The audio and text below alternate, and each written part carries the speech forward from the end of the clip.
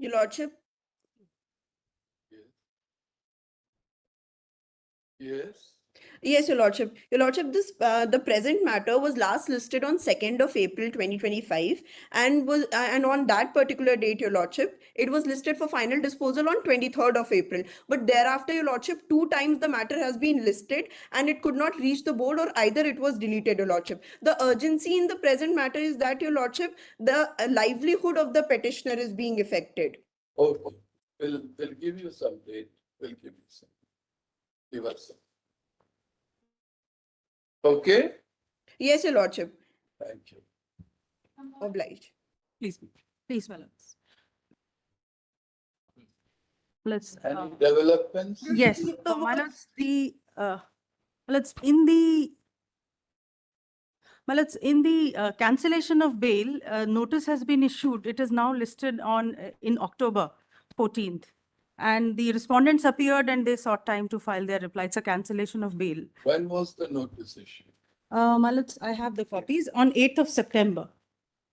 You all didn't impress upon the court that Well, there is an urgency. It's a very serious offense. We did, my lords. The respondent was appearing and he sought to file a response, my lords. So 14th of October it is listed. Bail of how many accused is now sought to be cancelled? My lords, one. One.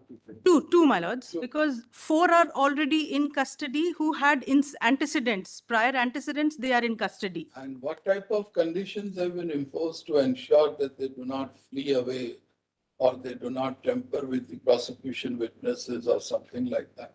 Well, it's, Grant of bail, yes. any conditions, appropriate conditions have been imposed? Well, Have you it's, checked up? yes, they had, my lords, but they are appearing. What type of conditions? My lords, I have the orders by the trial court. Just tell us, how many conditions are imposed?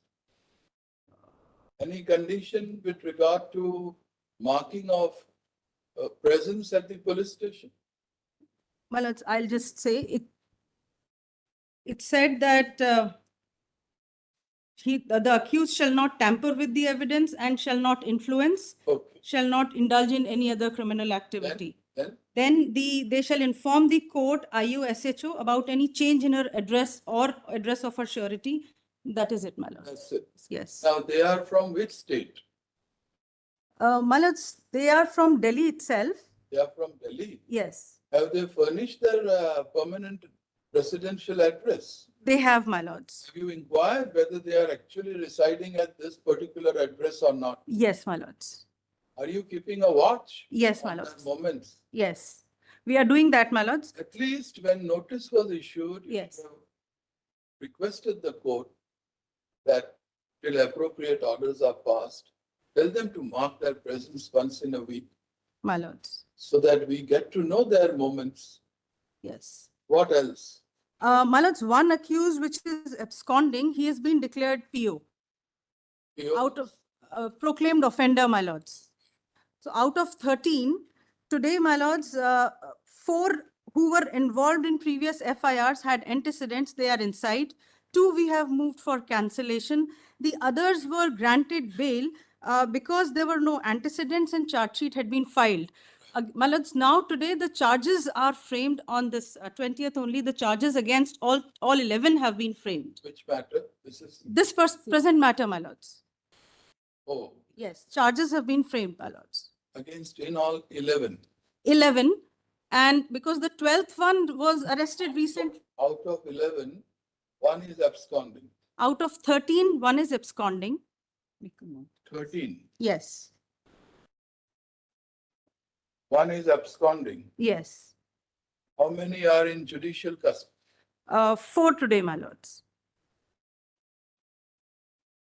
All others are on bail. Yes, yes, my lords. So in all, Now there are 5th, my lords. Komal Verma, who was arrested later on, is now also in judicial custody. So there are 5 now. so 5 are in judicial custody. Yes. And how many are on bail?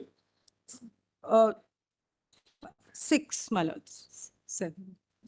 Out of 6 on bail, Yes. the cancellation for one of the accused is 2. going to. Yes, 2. 2 is going on. And Okay. What else? my lords, one more thing, learned amicus said that the IVF centers also to be investigated. In our investigation, my lords, nothing has come against the IVF centers. So these four who were previously involved in the other FIRs, they were 4-5 years ago, they were involved. IVF for private centers. Yes, yes, If infants are picked up from hospitals, yes, they could be picked up from IVF centers also. yes. But As we have always told you, this is a bigger nexus. a network operating across the country. Unless you are able to break that network, you won't be able to reach to all these people. Well, it's in this. It's a big case, challenge. It's, It's a big challenge. This is not confined only to Delhi. my lords. Of course, we are now looking into the cases registered in Delhi. My lords. But it's a big challenge for the country. Trafficking, the big problem. Well, it's these accused were previously 4-5 years ago, they were working as egg donors in the IVF centers. However, in this particular crime which they have committed, they have not picked up from the hospitals or IVF centers. They have taken it from the parents themselves. What about the trial so far as that Pinky versus State of Uttar Pradesh is concerned? Is it in progress, going on? Yes, my lord, it is going on. Witnesses are being examined? Yes, it's going on day to day. Your lordship had ordered day-to-day trial. That is going on. Okay, that's good. Anything to be conveyed to us? Yes, my lord. I had given a note last time. I shared with the ASG as well, which was basically about what is the concern that they had. Yes, my lords, it is in the note, learned amicus is asking about the previous FIRs.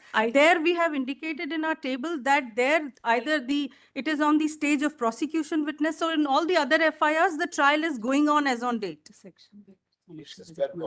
What must? As an extra. This information which you have furnished to us, Yes, my lords. it relates to FIR number. This present FIR, my lords, which is 178 of 2025 PS Uttam Nagar.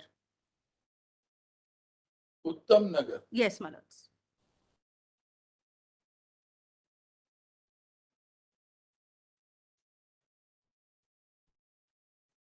Same. And the rest 3 FIRs, Have you Where- said anything in writing about this? my lords, my previous affidavit takes care of the. Do you have the affidavit, Ms. Bhatt? Yes, my lord. After it was filed on 4th of September. In response to the affidavit, I had made this note saying that these concerns are not addressed. My lord, the special attention had to be paid, focus had to be paid by them, because they are, my lord, it's rather casually being said that these people are working with IVF centers as egg donors.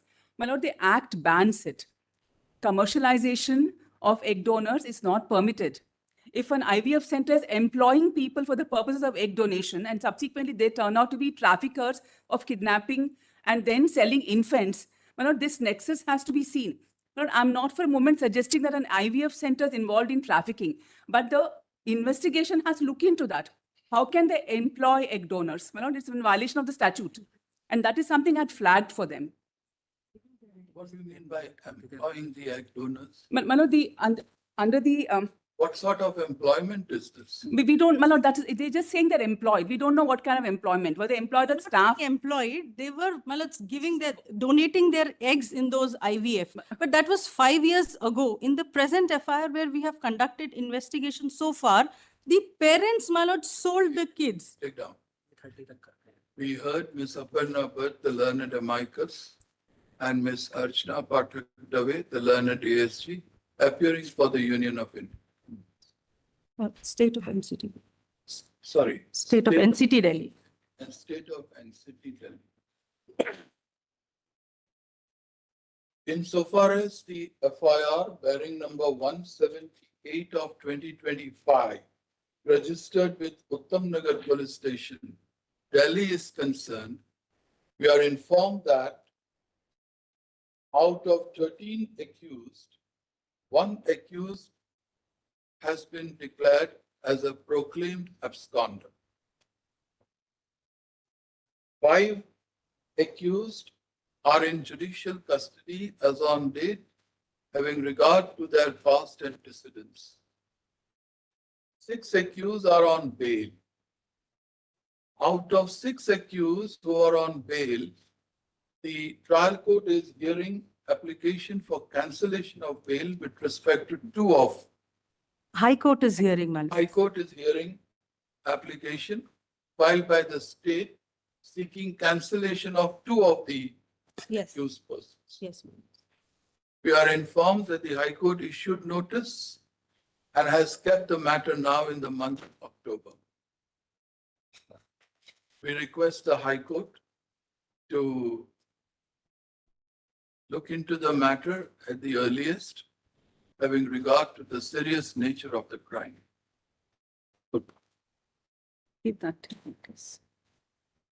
It is needless to say that ultimately the application filed by the state has to be decided on its own merits. Good one. Next. In pursuance of our order dated 18th of August 2025, the state of and city of Delhi has filed an additional affidavit dated 4th September 2025.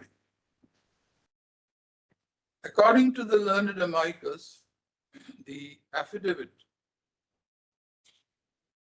fails to take care of the following. Yes. Yes. Section 14.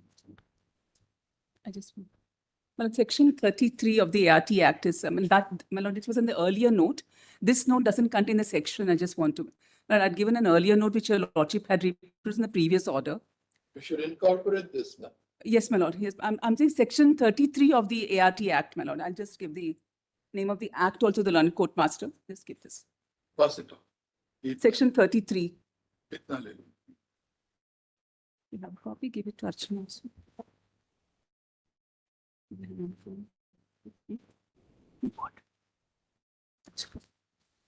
33?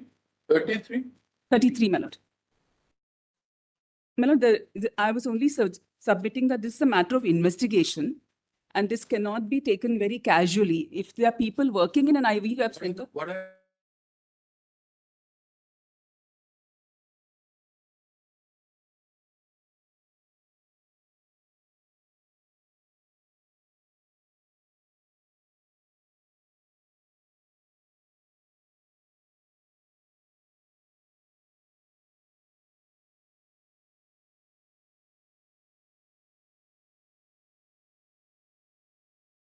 in most of IVF is a very specialized science and medical doctors are involved in it.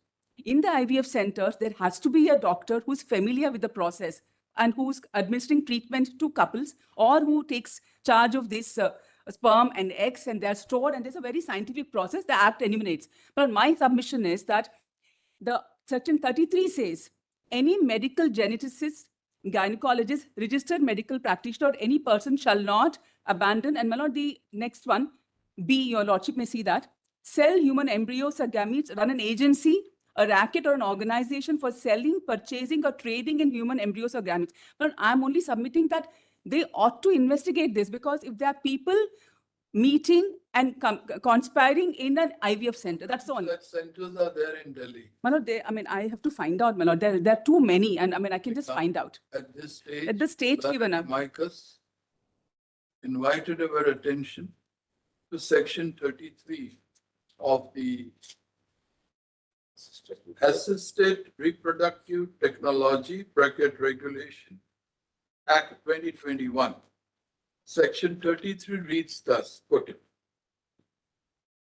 According to the learned amicus, the investigating agency must pay due attention to this particular provision and undertake extensive investigation at all IVF centers across the state of Delhi to ensure that the provision of Section 33 is not being violated in any manner. We direct the state of NCT, Delhi, to look into this aspect very seriously and give us a status report of their investigation in this regard on the next date of the hearing. My lord, Right? May I make another intervention subject to my Lord's convenience? My Lord, there is, my Lord, during the course of this, preparing for this matter, one did a desk review of what is happening. And my Lord, we found another case from Delhi. My Lord, I just wanted to tell the learned ASG that this has to be looked into. On 9th of September, infants were rescued. And in this case, a doctor has also been this action. It may be connected with this FR, it could be with some other FR. Where is the information in this regard? My Lord, I have made a table, but it is You actually. just give it in the form of a note. Yes. By end of the day, we will incorporate. Right? I'll share it with the learned We'll ASG. look into it. It's not part of it. A doctor has also been arrested, is what the information says. After 6 weeks. My Lord, a small aspect, when your Lordship passed this judgment, Pinky versus State of Uttar Pradesh, in paragraph 87, my Lord was pleased to direct that the registry should forward I'll read that portion, my Lord. The portion says the registry is directed to forward 1 copy each of this judgment to all the high courts and 1 copy to all the state governments. So far as state governments are concerned, 1 copy each of these judgments shall be forwarded to Principal Secretary, Minister of Home Affairs, and Principal Secretary, Minister of Women and Child, respectively. Registry shall notify this matter once again in the month of October 2025 to report compliance. My Lord, if your Lordship recollects, there's a series of directions passed in this case, my Lord, because your Lordship had noticed that a child was kidnapped and then sold in a different state. The same matter. Yes, my Lord, this direction was for compliance. Your Lordship had said it should come in October. I'm just drawing your Lordship's attention to that. Our attention was also drawn to para 87 of our judgment rendered in the case of Pinky versus State of Uttar Pradesh and another, wherein we said that the matter be notified once again in the month of October 2025 to report compliance of various directions, right? Yes. A status report in this regard shall also be placed on record by the next date of hearing. Okay? Thank you. Obliged. Give a particular date. Your Lordship consider top of the book. No? First matter on the book. Yes. Next.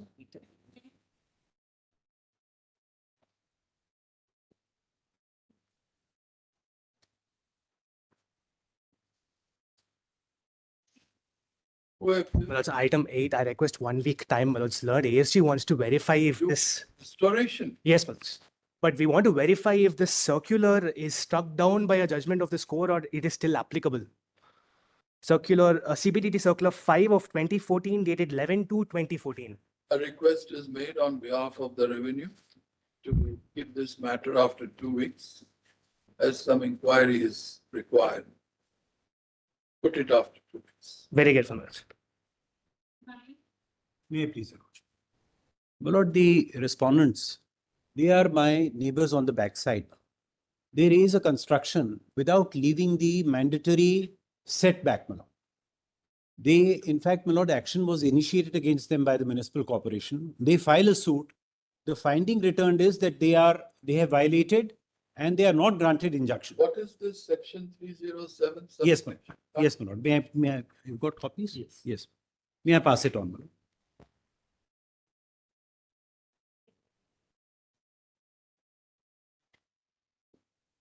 So you moved this application before whom? Before the authorities, my lord. Against which a revision lies in the High Court? Yes, my lord. The division lay before the district judge. You went to the trial court only. Yes, my lord. After they withdrew the second appeal. No, the impugned order is of the High Court. I know, but that arose out of a. May I tell you, lordship, a little sequence, my lord. So they file a suit which is dismissed so far as relief of injunction is concerned. The first appeal is also dismissed. Then, my lord, they go to the High Court and second appeal. While that is pending, They withdraw that saying it's compromised. what they do is they enter into a compromise. But before that compromise, my lord, I file a writ petition saying that they are going to settle in contravention of section 308. The High Court passes an order in my favor that no compromise shall take place or no settlement shall take place in violation of 308. Despite that, my lord, they enter into a compromise, and on that basis, Who entered into the compromise? the private respondents with the municipal corporation. Now come to para 9. Para 9 is the, The impugned order. yes, ma'am. Even in the application under section 307 subsection 5, that is your application. Yes, ma'am. The applicant has averred that the non-applicants 1 and 2 have compromised the matter with non-applicants 3 and 4. Yes. So who are these 3 and 4? 3 and 4 are the municipal corporation. Fine. And Yes. the non-applicants 3 and 4 have compounded the illegal construction illegally, just contrary to the provisions contained in 308 capital A and B. Yes, ma'am. Hence, compounding is illegal. Yes. What is the nature of this compounding? That's what I'm saying. The violation is that in the setback, my lord, your lordship knows in a building, you have to leave a setback from the boundary. Correct. Now, this is the only remedy with you? That is the only remedy, my lord. My lord, I filed a writ petition. Compromise is valid. What is this Seth Bank? Seth Bank, sir? Locally, it is called a shade. It's actually a shade bank. Shade Bank. Shade bank. So, my lord, probably to leave some area shade. Sangi, what is the distance? What is the? My lord, before the trial court, this issue came up. The trial court notes that we are saying it is 5 feet. They have left they claim that they have left 2 feet. The municipal corporation inspects and says it is actually only 1.5 feet. This offending construction. Yes, ma'am. Is the rear part of your house a adjoining part of your? It's rejoining or rear? I think it's rear. It's in the rear part. So perhaps your washing area and all behind your house. Yes, my lord. And this construction, there's a gap of about 2 feet. Yes, actually 1.5 feet. That is what the trial court found. They are supposed to leave 5 feet. Is My lord, this it affects my air, my light, my privacy, everything. Correct. So this has something to do with your easementary rights. Under 307(5), Yes, ma'am. could these rights be adjudicated and Lord, decided? 307 says if you raise construction in contravention of the sanction, his sanction does not permit him to raise Do construction. you have the compounding order, regularization order? Unfortunately, my lord, that we don't have. If that we you don't have. heard Mr. Vipin Sanghi, learned senior counsel, appearing for the petitioners. Issue notice. On the returnable date, we want the respondent numbers 3 and 4 respectively to depute a responsible officer with all necessary records, including the maps, plans, etc., and also the order passed regularizing the alleged illegal construction put up by the respondent numbers 1 and 2. Give them dust. Yes, much obliged. Great.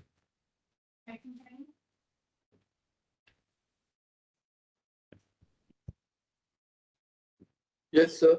Mr. Luthra, Mr. Luthra is leading me. He's on. But if I may, my lord, with your lordship's permission. My What lord, is the offense, Mr. Luthra? Lord, no offense, this one, What Lord, is the offense? for a change. Nahi? Not an offense, not this one. Not an offense, not electricity for a moment, Lord. This So, time neither is there an offense, nor am I an offender, Lord. If I may, there is a petition filed regarding an high tension construction under a high tension, which is adjacent to my property on public land and private land. We move a representation, which is at P2. There's no action. We go to the single judge. Single judge calls for a you report. want action to Strange. be taken, Mr. Luthra? You want that? Yes, Lord. Yes, Lord. We want action to Or be the taken. Lord. We action want is action to to be be taken. taken against you? No. No, we want action to be taken, Lord, that we had left Against open space. unauthorized construction. Yes, my Lord. Who has put up this unauthorized construction? My Lord, it has been put up in collusion by local people, not in collusion with the municipal authorities, because when the report is called at page 42, What type of the municipal, Lord, it's housing which has come up, not how. Two-storied buildings. Two-story building, Lord, under the high tension cable, which is not permissible. It's a safety hazard. So I made the representation. You can't have this. The court calls for a report, single judge. The report by the KMC is bizarre, Lord. It says that first floor construction is going on a different address. The West Bengal Electricity Board gives a very clear report that this should not be allowed. And if my Lord sees page 43 for a moment, despite this, I'm facing adverse orders from single judge and division bench Division bench, of course, says I'm trying to vacate people. 1 minute, 1 minute. In their land, they have set apart 12 into 350 feet for high tension wire to their own land. So high tension wire force being here, you can't construct anything below. But some encroachers have come and constructed here. Then they complain. Report is called for municipal corporation according to the volumes and says not here, but in some other unauthorized company. Demolition order is given for this. Whereas the electricity utility also says construction is here, right under the high tension wire. They are alleging pollution between municipal corporation and this unauthorized. People who have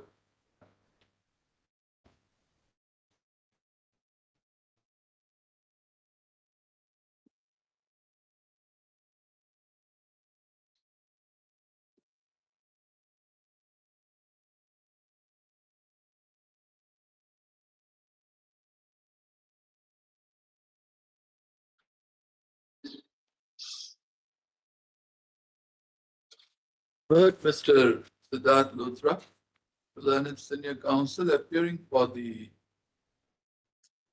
petitioners.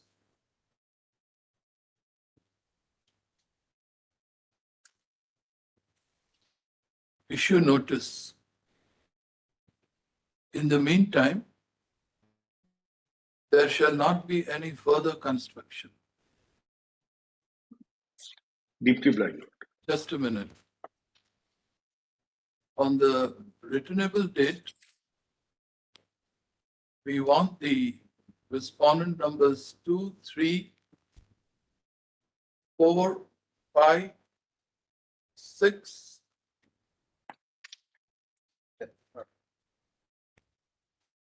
And 12, Lord. 10 and 2.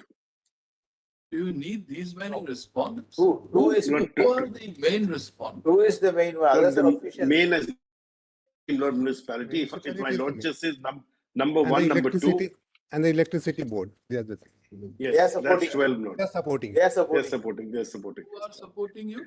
The, 12. on a number 12. Respondent number 12 is supporting you. Yes, my Lord. The report is there at P5. And according to you, who has colluded? The municipal And corporation. respond municipal corporation. And colluded with which respondent? Those are the Not- local inhabitants, so they are encroachers. They are not parties. Encroachers are not parties, Your Lord. Now the authorities, they want to pull down your structure also. Authorities Well, want to no. pull down some other structure when they want the structure in their premises to be pulled down. And the division bench says that we want private people vacated, not which is On completely the wrong. returnable date, the respondent numbers 1 and 2 respectively shall depute a responsible officer with necessary records to remain personally present before this court. And at the same time, we also direct the respondent number 12 to depute a responsible officer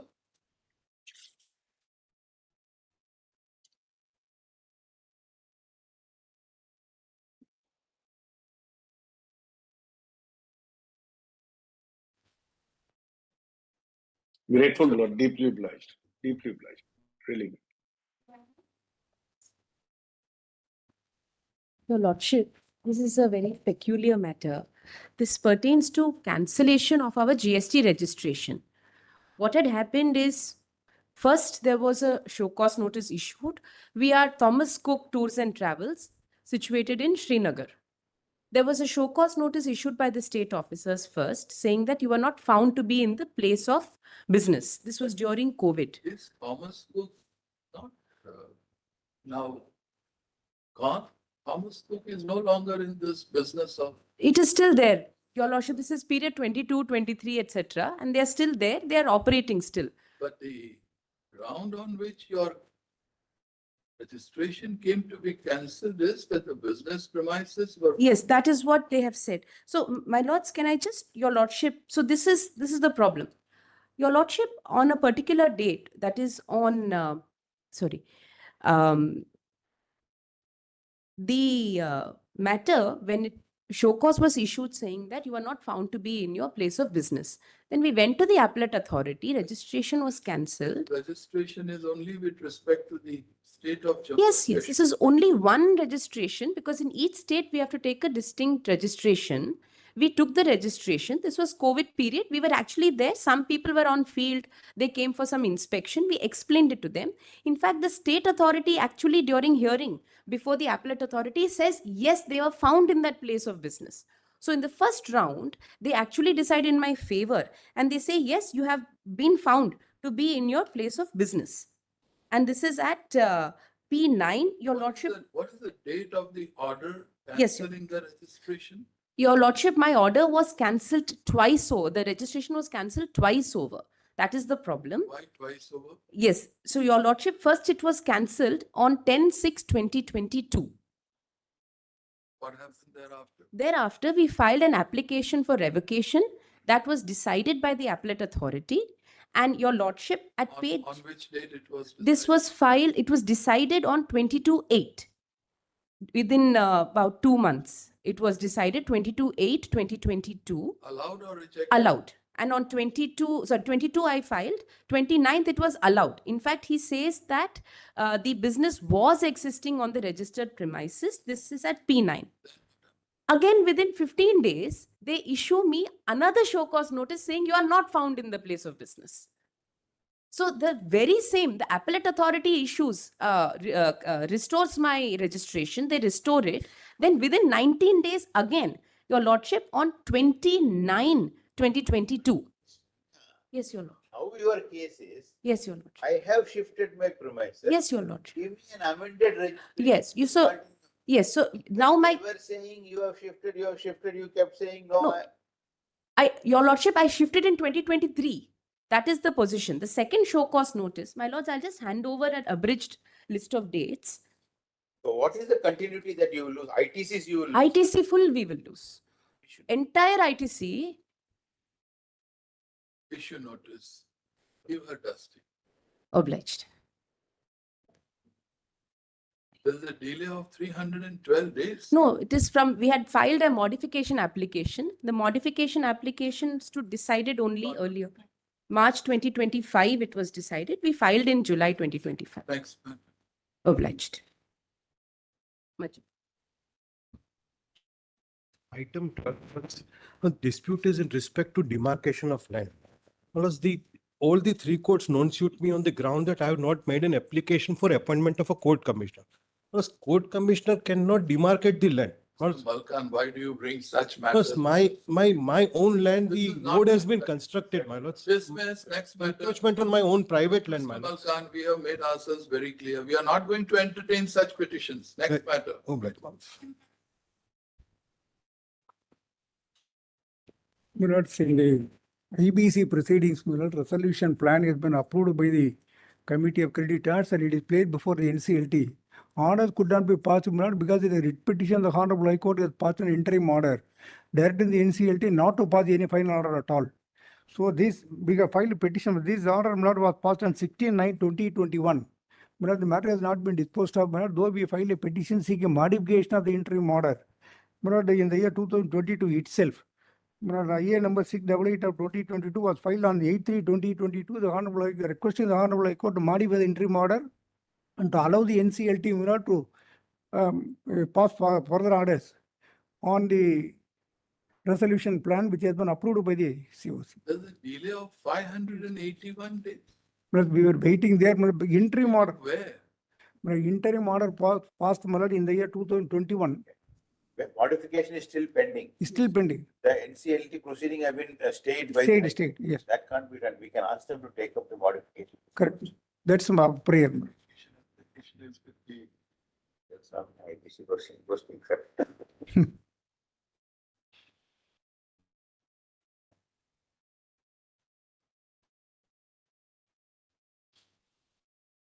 We'll ask the chief to constitute a bench of Justice Bindal and Bagchi, Justice Bagchi. They will hear this matter. Yes. Well, that's my prayer is very limited, Mullets. The High Court may take up my IA, Mullets, seek a modification or cancellation of the interim order and dispose it of, Mullets. Matter is pending for about 3 years, Mullets, more than What is that IA number? Mullets, IA number 688 of 2022.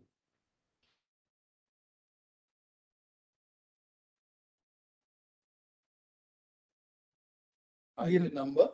IA number 688 Mullets, bar 2022. In WP number 1389 of 2017.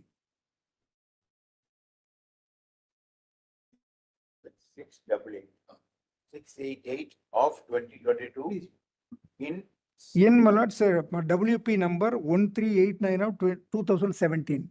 WP or CWP? WPA. Yes. WPA. Number? 1389 of 2017.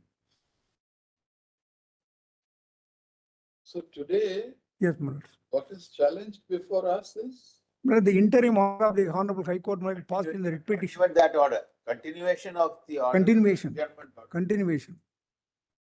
That interim order is happily lying in annexure P4. Yes. 2021. 16/9/2021.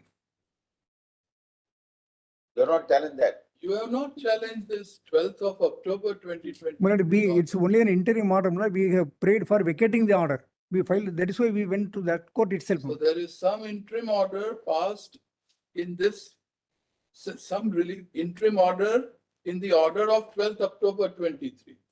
16/9/2021 interim order restraining the NCLT from passing any final order. Where is that order? That order you also will find Mullets at page. Mullets, page Mullets 72, you also will come. 72. And the operative portion, last 2 lines. What is the name of your client? Kiran Malhotra? Mullets. What is the name of your client? My Devinder Singh Mullets, he is a resolution professional. Who is Alchemist Township India Limited? That is the company, Mullets, against which proceeding is now pending before the NCLT. Resolution pro. I'm the resolution professional.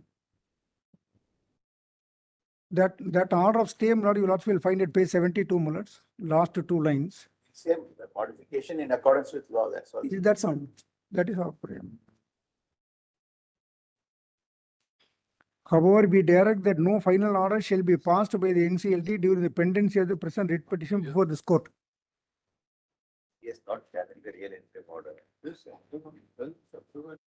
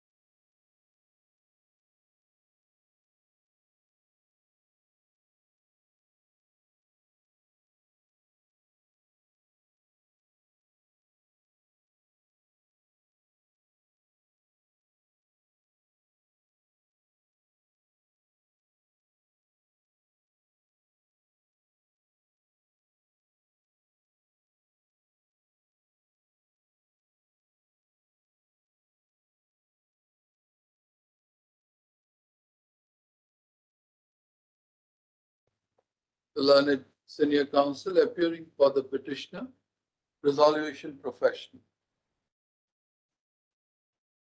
Our attention was drawn to an order passed by the High Court of Judicature at Calcutta, dated 16th of September 2021,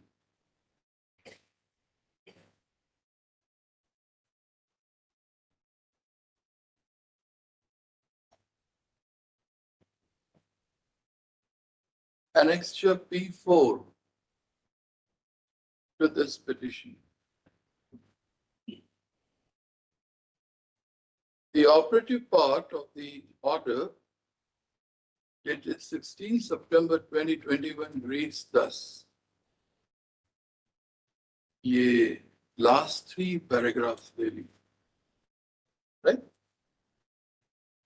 Thus, it appears that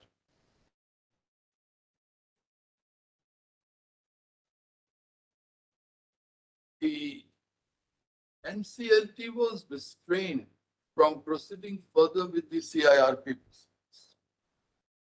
Not passing, right? In Not other to pass words, final. Restraining the NCLT from passing any final orders. Full point.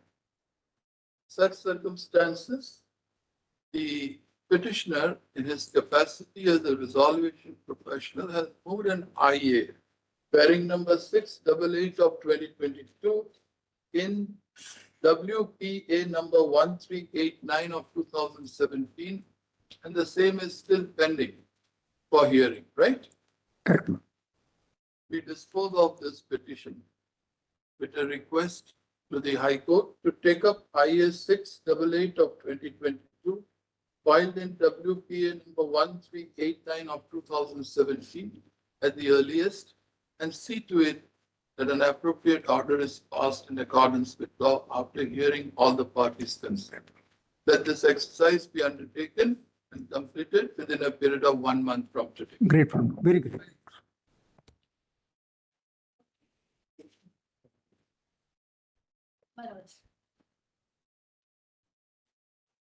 My lords, this is a case wherein ratio of distribution under the resolution plan was challenged to be unfair and non-equitable.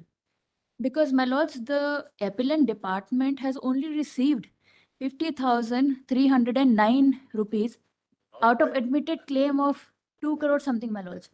The claim for 13.61, original. My lords, even, my lords, it was intimated, but my lords, 2.61 crore has also not been considered. My lords, kindly. Considered in accordance with the plan. My lords, I am going to refer to a three-based judgment, my lord, with humble submission with regard to Regulation 38 Clause 1, my lords, which says that operational creditor has to be given priority to above financial creditors. My lords, kindly see page 79.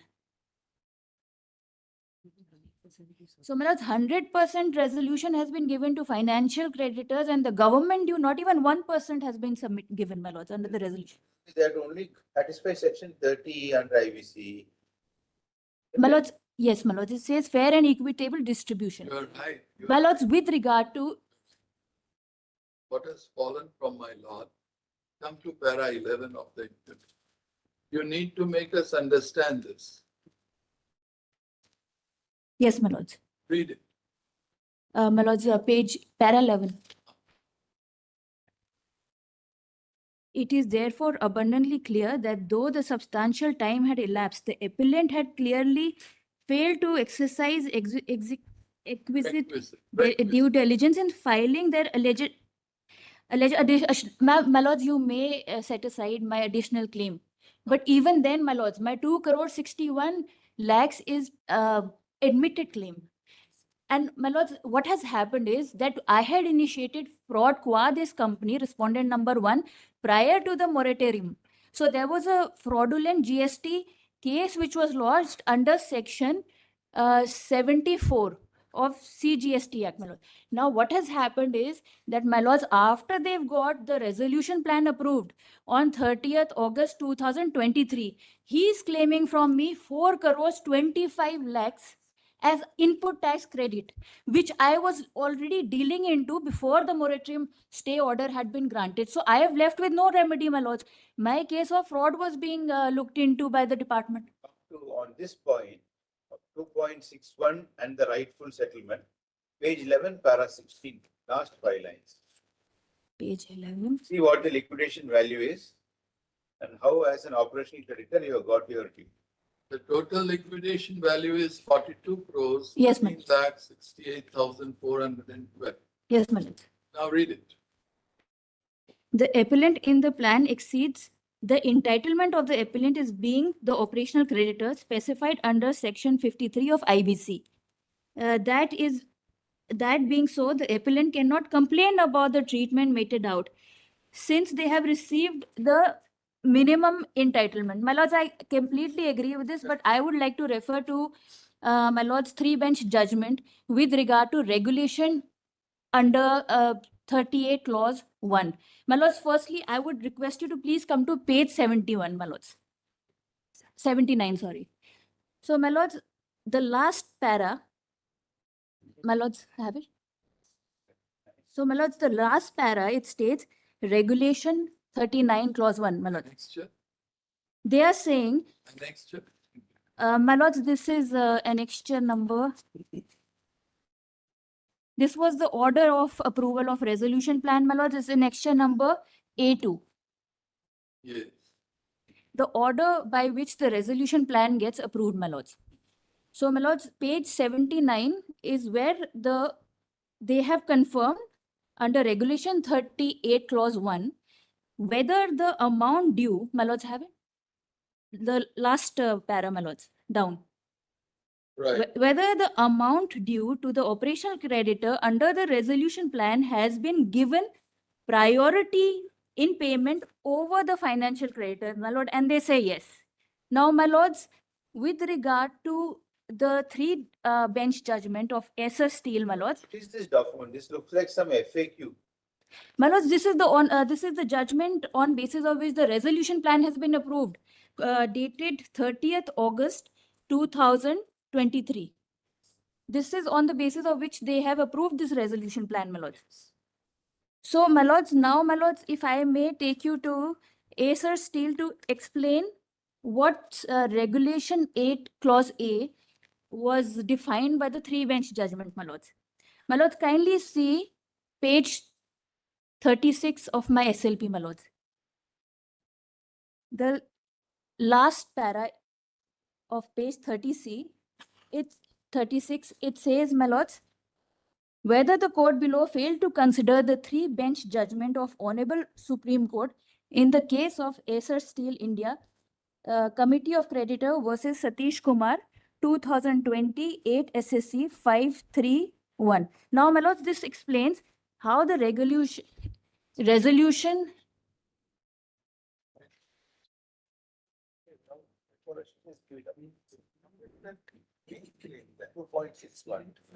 I not find any.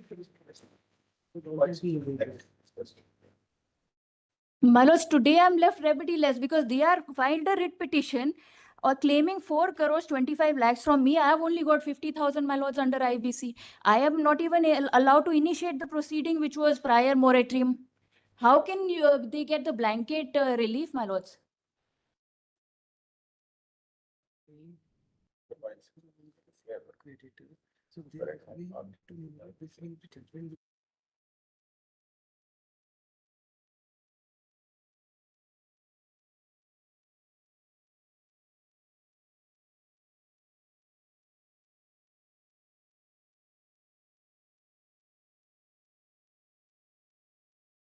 My lords? Which para of SR Steel you want? You are citing SR Steel. Yes, my lords. Para, my lords, 46th right number, my lords. I have referred 72 by mistake. My lords, kindly see page 37.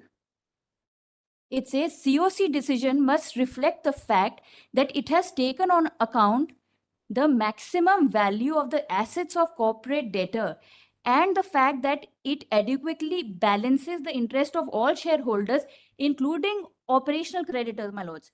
This being the case, judicial review of the adjudicating authority that the resolution plan as approved by the COC has met the requirement referred to in section 30 clause 2 would include judicial review, that is to mention section 30 clause 2E as a provision of the code for the provision of law for the time being in force. If the adjudicating authority finds on the given set of facts that the aforesaid parameter have not been kept in view, it may send resolution plan back to the COC to resubmit such plan after its satisfaction, my lord. This is the inquiry we showed you at para 16, that it has to be in accordance with law. Yes, my lord. Which means you should not be given less than the liquidation value, which is what in para 16 you found, as brother read, liquidation value is so and so. You have been given above that. So it is in accordance with law being an operational creditor. But my lords, then there'll be a tax evasion cases multiply, like such as this, my lords. They filed a writ petition. Dismissed. Next matter.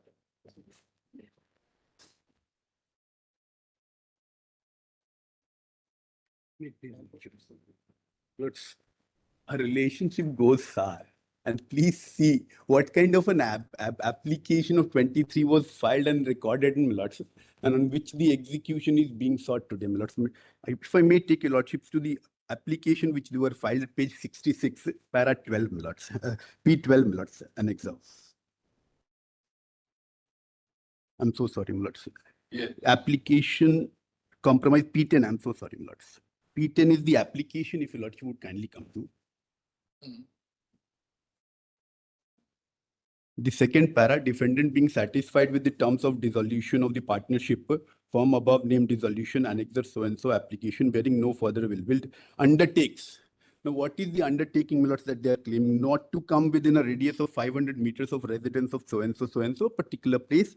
The second part, Millards, or any other subsequent residence accommodation plaintiff not known where. Now, second part, not to come within a radius of 500 meters of the workplace of a plaintiff at so-and-so place, and the house of parent at so-and-so place, and the brother at so-and-so place, identified. Now, please see the remaining part. Not to commit.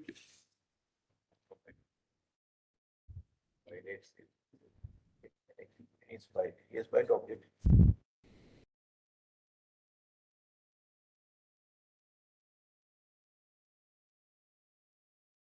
Courts have said They have not yet decided the issue of executability. in the decree, you undertook a compromise not to go near reminder, not to abuse, not to use foul language.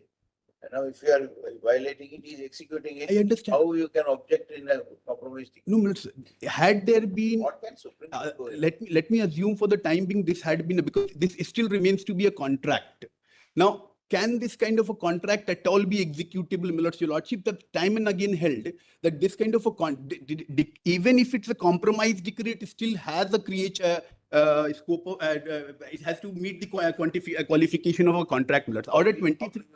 Neutralize a compromise decree. Millards, This is a contract between the parties. it's a contract. With the court seal superadded to it. Yes. Can only be set aside in a manner a contract can be set aside. Agreed, Millards. So now in execution, he said he's going, can you Now the question is, Millards, had the initial decretal court gone into this validity of the question? Millards would kindly just come to the order passed by the. Sir, you have absolutely no case.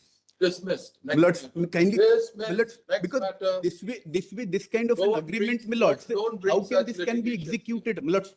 At least You on the. want us to explain how it can be executed? Millards, may I? Should we No, explain? I'm so sorry, Millards. May I only. We'll end up in difficulty. I'm so sorry, Millards. May I matter. only request for one thing, Millards? 50,000 cost has been imposed for taking. It should have been actually 5 lakhs. Millards, 5 lakhs. would be too unreasonable, Millards. May kindly consider No, that at least. No, next matter. No. You take a consent decree and then you say, oh, it is not a valid decree, and you show us the contract act. Next matter. Next matter. That issue has not been satisfied by the court below. None of the courts have looked. Next matter. Service provider, my lords. My lord, I have already paid the fees and bonus on the basis of the audited accounted or annual accorded premium, my lords. My lord, which is net of discount, my lords. Now, my lord's issue arose, he said that you have given a discount of 69%, but you have to pay me my fees and the bonus as per the standard premium rate of the insurance policies, my lords. Whereas, my lords, whatever I am getting the money in my accounts, I am a public sector company, my lord, I have to pay this on that basis. Now, my lords, I want to point out one thing, my lord. So what is the error in this? Please, my lord, the honorable arbitrator has taken into consideration the tender document to arrive at its reasoning, not the agreement, my lords. This you said in 34. This we said in 34. 34 finished. Please, my lords. Same thing you said in 37. My lords, the only, Now you are here. my lords, the only issue is this, the annual, Next matter. delay may be condoned, my lords. Next My matter. lords, the annual audited premium has not been defined under the contract, my lords. Next matter. Obliged. Well, it is the breach of the order under Order 39 Rule 2A, Whose order? High Court's order. What did the High Court say? Well, it is at page 42. suit was dismissed, appeal was dismissed, and second appeal, the status quo order was passed against the respondents. And thereafter, on 31st of August, the property was sold to me. I am the petitioner purchaser. And in the sale deed, it is mentioned that there is no legal order. And I purchased and court has punished me as well, along with the others who were the party to the litigation. Sale deed is also declared non-as, punishment is also awarded. And while I was not a party to the litigation and I was not aware, and court has also not come to the conclusion that I was also aware. I am the purchaser. Your respondent number? In the, I was not respondent in the. You were not a party? I was not a party in second appeal, in which the order was passed. So which is that part of the order which according to you hurts you? My lord,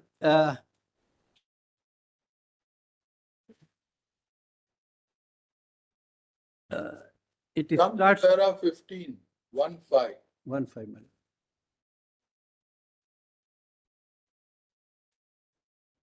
Indisputably, there was an order of temporary injunction My lord. dated 27th of April 2016, right? Yes, my lord. Respondents 1 and 2, they have executed the sale deed, it also not in dispute. Not in dispute. It is executed in favor of numbers 3 and 4, Who are the petitioners here? right? My lord. So why do you say? But I was not the party to that litigation in which injunction was granted. But, I am the party to the litigation which is. Okay, My lord. come at para 16. My lord. Therefore, it is held that the sale deed dated 31 August 16, which was executed by respondent number 1 and 2 in favor of respondent number 3 and 4. You are not being punished. The property which you purchased through 1 and 2 is ordered to be attached. It is non-est, my lord. Correct. And then further, my lord. Further, my lord. It is directed in case if any mutation has been So who done. is to be sent to the civil prison? 1 and 2. Petitioners as well, my lord. No? My lord, Come to para 20.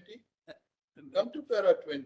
my lord, the manner in which the respondent 1 and 2 has violated the temporary injunction order dated so and so, it is clear that they have done deliberately by showing complete disregard to the law of the land. As already held, the high-handedness of the respondent would promote lawlessness in the society which is determined to the civil society. Accordingly, no leniency can be shown either to the respondent number 1 and 2 or to respondent number 3 and 4. Beg your pardon? Accordingly, no leniency can be shown either to the. Correct. My lord. But who has to be sent to the civil prison? Thereafter, my lord, para 22. Furthermore, it is clarified that the respondent 1 to 4 shall not alienate the create any third party right. You shall not alienate. I am not alienating, my lord. Any third party right in any property in any manner, either by themselves or through agent, attachment in force, it is made clear that in case if it is found that the respondent number 1 to 4 have no property other than the property in dispute, they shall be sent to civil jail for a period of 3 months. You agreed before the High Court. Rohit Bansal appeared on your behalf, counterpart. Pardon me? Your counterpart in the High Court was Mr. Rohit Bansal, advocate. He said he is prepared to execute cancellation of this sale deed. My lord. And that he doesn't want this property. Exactly. I am the purchaser, my lord. Like 3 and 4. I am 3-4. You said you will execute cancellation deed and that you are not able to find 1 and 2. Correct? So now they have all been summoned. You go tell the High Court that I will execute, I don't want this property. My lord, ask him to give me back. I will not get the money back, my lord. Then you have to, matter is pending in the High Court, no? You have to take it up with the persons from whom you purchased. My lord. Number 1 and 2. I purchased. Cross violation of the injunction. Transfer the property in your favor. My lord. We are not getting into the controversy whether you are aware of this injunction or not. My lord. You may be, you may not be. Fine. You need to tell the High Court, I am ready to pass an order, execute a relinquishment deed in favor of that original plaintiff, right? And you just give up your claim. That's all. My lord, the question arises, who will refund my money, my lord? For that, you have to file a suit for recovery of money against respondent numbers 1 and 2. Okay? Today, this entire. There should be willful disobedience, my lord. How do we make him understand? It is what this honorable court has held, my lord. Take down. This petition arises from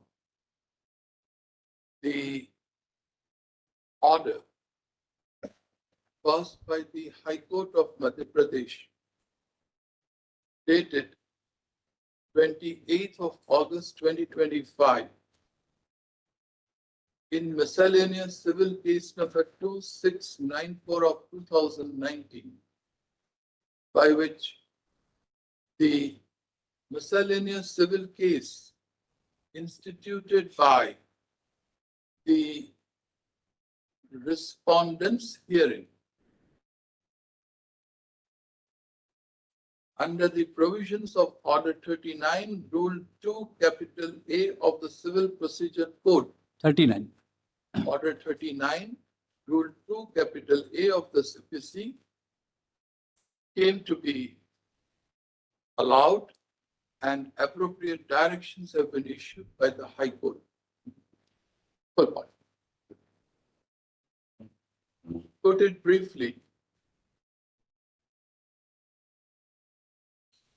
the petitioners herein claim to be the Bonafide purchasers of the suit property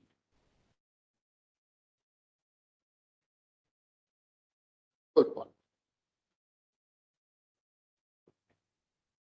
The respondent herein, original plaintiff, obtained an order of interim injunction restraining respondents numbers 1 and 2 respectively before the High Court from alienating the suit property or creating any encumbrance over the same in any manner.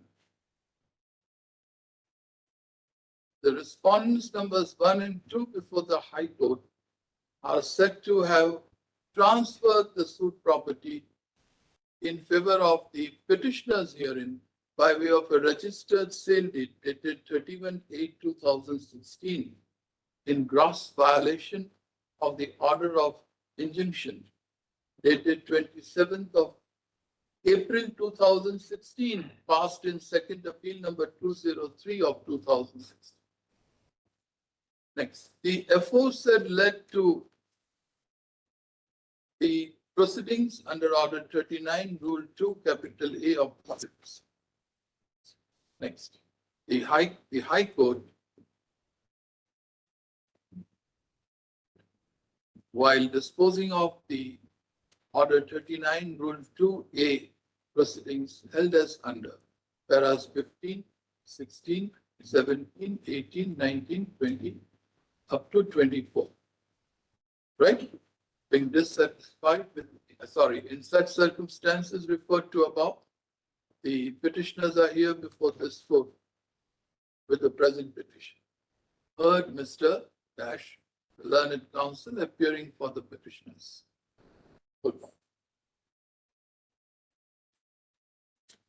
It is not in dispute that there was an order of temporary injunction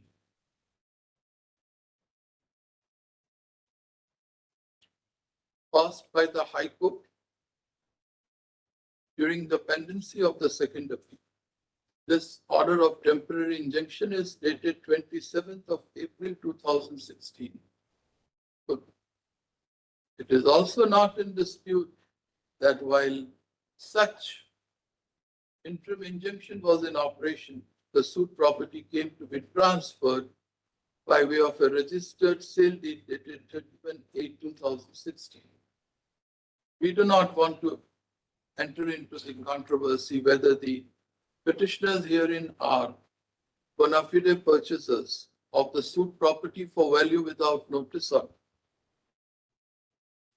We are with the High Court when it says that the entire transaction between the respondent numbers 1 and 2 on one hand and the respondents numbers 3 and 4 on the other could be said to be in gross violation of the order of injunction. Full stop. The High Court has rightly declared the entire transaction as non-asked and has ordered attachment of the suit property.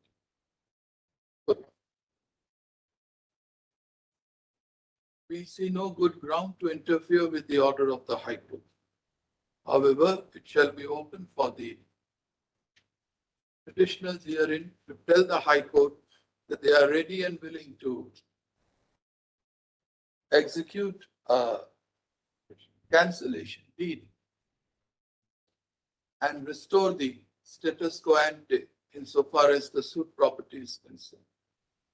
If said,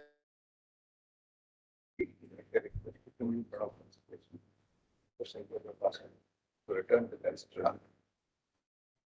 it shall be open for the petitioners to also request the High Court to pass an appropriate order directing the respondents 1 and 2 before the High Court to refund the entire sale consideration. Okay, that's all. With the aforesaid, is disposed of. Next panel. Mr. Modi. That's all you are interested in? Pardon me? That is all you are interested in? Yes, sir. That is if you are not colluding. I was not knowing, my lord, anything. What is the sale consideration paid by you? My lord, this notice came to me. This notice My lord, from the court. from of 39(2)(a), breach of the order. The proceedings are of which year? 16, my lord. And the notice came in which year? My lord, this application was filed in 19, after 3 years. Order 39 Rule 2A. Yes, my lord. It is filed on 22/10/19. And I was not aware. I am completely bona fide purchaser. You must have taken up this issue with the original owners who executed the sale deed. My lord, now I am left with no option except to. You are left with no option. They are very poor persons, my lord. You are in collusion. It is. The persons who violated the order of the court. My lord, You have to pay the price for it. I will certainly. You have to pay the price for it. But I was a bona fide purchaser. I was not knowing about the order. I will not say anything. This liberty is only on the facts of this case. Otherwise, you have to file a suit. And get back your sale confirmation. Now you go make a request there. As your lordship. Lordship, we had submitted an adjournment letter in this matter. What is this matter? Lordship, it pertains to some Madhya Pradesh value-added tax act. Chalo, adjourn. Oblige, your Lordship. My lord. In this matter, my lord, a question arises whether an oral exchange of the property, particularly in the state of Punjab, my lord, where one part of the property, my lord, is exchanged by way of a registered sale deed, whether then a registered document is required for the second part of the transaction, my lord. What happens is, I am the defendant. Concurrent findings of. I bow down. But my lord, I'll submit there's a question of law which arises. Your lordships, my lord, in 2021 had issued notice in such a matter, but the matter was finally disposed of without finally considering this question. If I may just hand over for your lordship's consideration. Can you come to para 12? Yes, my lord, that's the paragraph in issue. Now, just read this para 12. Yes. And more particularly the last 4 lines. Yes, my lord, indeed. In fact, that's where I wanted to take your lordships also. Right. Read it. Oral exchange, though the plea, I'm so sorry, though the plea of oral exchange has not been raised as such in the written statement. I'll show your lordship the written statement, I deal with it. However, transferred commercial property in favor of Zile Singh on so-and-so, and the sale was without in question. Now stop. Now Stop here. Yes. Now read these last 4. Yes, my lord. That's exactly where I would submit, my lord, that a question arises. Once the parties appeared before the sub-registrar for registration of sale deed, what stopped them from exchange deed? If the properties were being exchanged, this remains unanswered. State of Punjab, your lordship, section 1 of Property Acts does not apply. There's a division bench judgment to that effect, holding that in the absence of provision 1 of section 118, section 54 of the Transfer of Property Act also does not apply. May I just show that to your lordships? Yes. I'll have. Yes.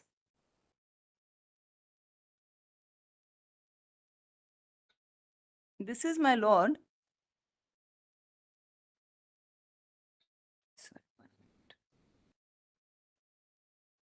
minute. Just give it to me. And this is my lord Sardara Singh and another versus Harbhajan Singh and others. My lord has it at page 54.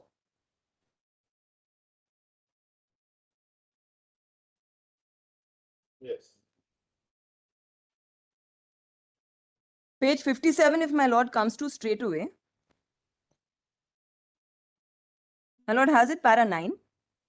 It will be seen from this section that the act. What is it? And then say, even if you take it as a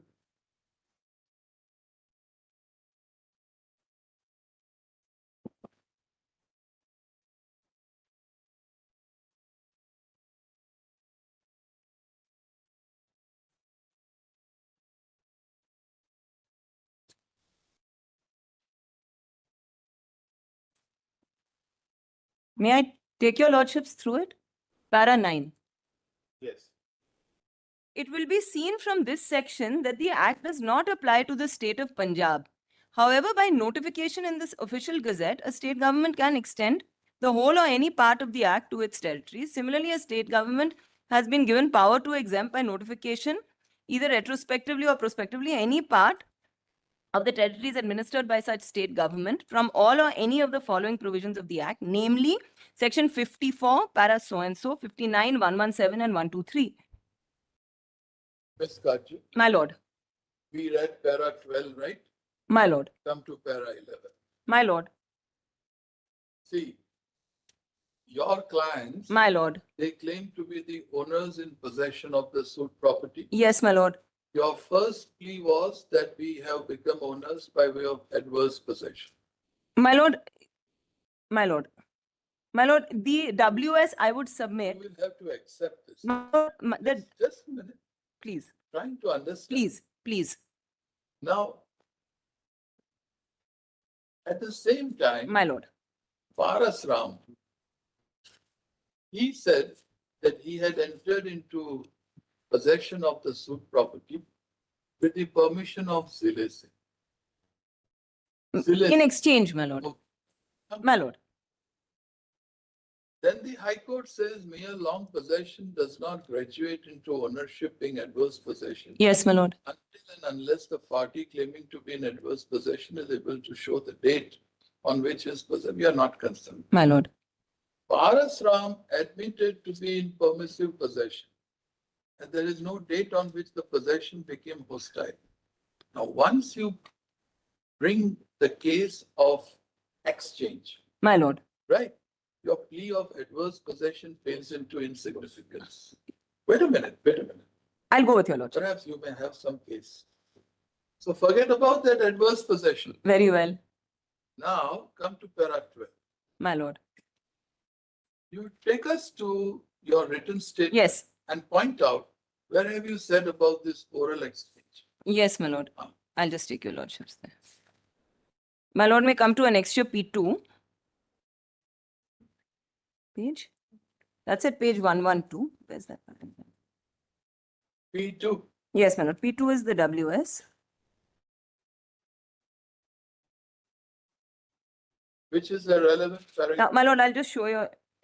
As far as the plea of adverse possession is concerned, we say that we have become owners of the house in question by way of adverse possession also. And then my lord may come to page 114.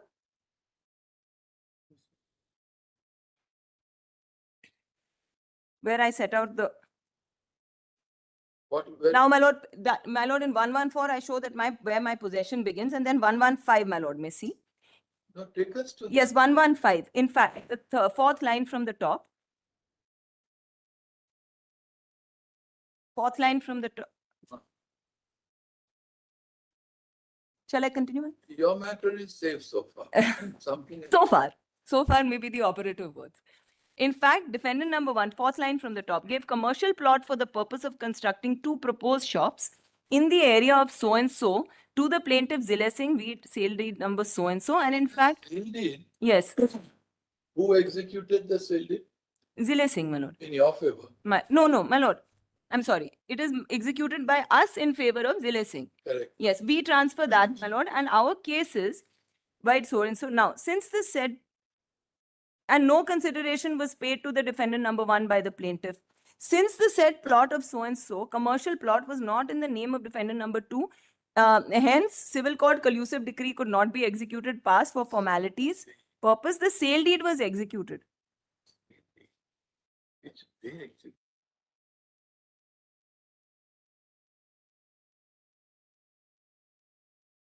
The exchange. Sale deed. My lord. Sale deed must reflect the exchange. My lord. Or Ms. Karju, assuming Yes. this law of registration, Yes. Transfer of Property Act, 118, etc., inapplicability is correct. Yes.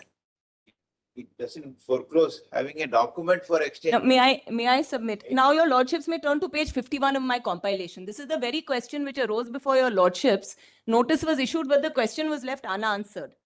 May I submit? If your case is My lord. exchange was in consideration My lord. of the sale, My lord. the deed must say that. My lord, so may I then pause it? That is the, One more question. please, Pauses the case. In the sale deed, my lord, which y'all executed in favor of Zile Singh, my lord. there is no sale consideration. My lord, that's the case. Otherwise, I can bring that document before your lordship. But if I can just show your lordships page 51. Brother pointed Yes. out to you. Yes, that's the case also, my lord, in the WS. May I just point out page 51 from the compilation for the sake of completeness to your lordships? Digital oral exchange. My lord, so in fact, in this case, then a question will arise. You are saying that the oral exchange is Yes. pegged as consideration, Yes. a sale deed. Yes. The normal question will be, Yes. sale deed reflect that? Yes. Or do you have any other document? Indeed. Leave by the second part. It must reflect. Indeed, but your lordships, that is where I would humbly submit that there's a question which arises for your lordships to answer. And the reason that this is not done by the High Court, my lord, in second appeal is that section 41 of the Punjab Courts Act states that no question of law is required to be. That is settled by constitutional bench. Yes, I bow down. Better. So therefore, my lords may just turn to page 51 of the compilation, if I may read. Finding of fact, My lord, 3 courts. my lord, None of the attesting witnesses was examined by you my lord, to prove the sale deed executed in favor of the plaintiff Zile Singh by you without any consideration. That's it. Once the parties appeared before sub-registrar for registration, my lord. what stopped them from executing an Yes, my lord, but I would submit, that, my lord, where the law does not require, I mean, if I'm just for the sake of completeness, where the law does not require registration of a document. Fine. For the time being, we are with you. My lord. Law exempts you. Yes, my lord. Show some facts. My lord, once the law does not require the registration of a document, then for the High Court to say that I ought to have registered a document. Not dispense with evidence. My lord. Evidence must be there. Yes, my lord. So I set up the case of oral exchange, my lord, and I also say that the timeline shows that the deed is executed, my lord, for the commercial property, and 25 days later I come into possession, my lord. And from 93 onwards, I show my possession. It's only in 2008 that they come forward, my lord, to say that I was a licensee at the time of the wedding of my daughter, and therefore my license was only for a limited period. But 51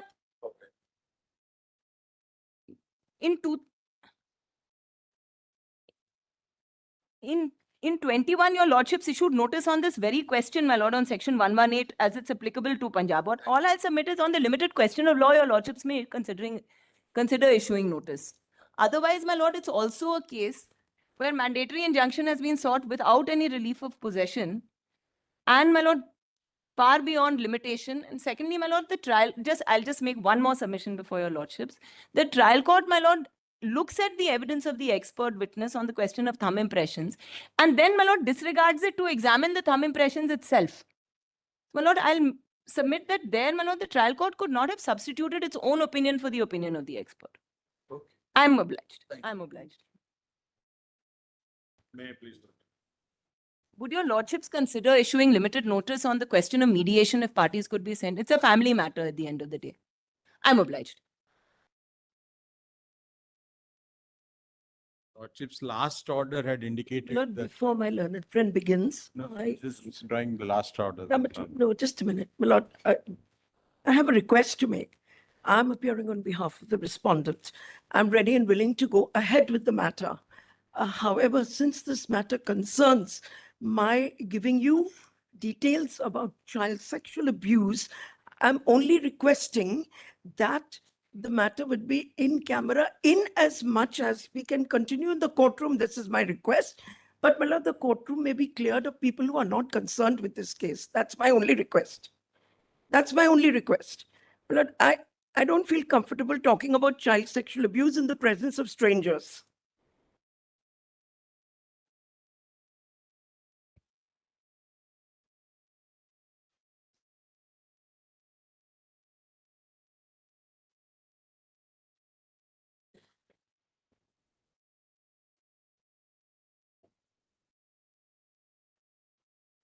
You're supporting my application. It should be in camera. In fact, my lord, Well, that's my limited request. I'm happy to go on with the matter. I'm prepared. The last occasion, did you interact with the child? In fact, I hosted the child for the entire day in my home without the presence of the mother. He was with us, played with the whole day. I want to assist my lordship as a counsel for the child. I want to appeal to my lordship, consider leave it at. Well, Lord, I'm sorry, but we need to take a decided call on this issue. We are discussing something else. I'm Before we sorry. come to I'm your- sorry, my lord. Excuse me. He's asking in camera.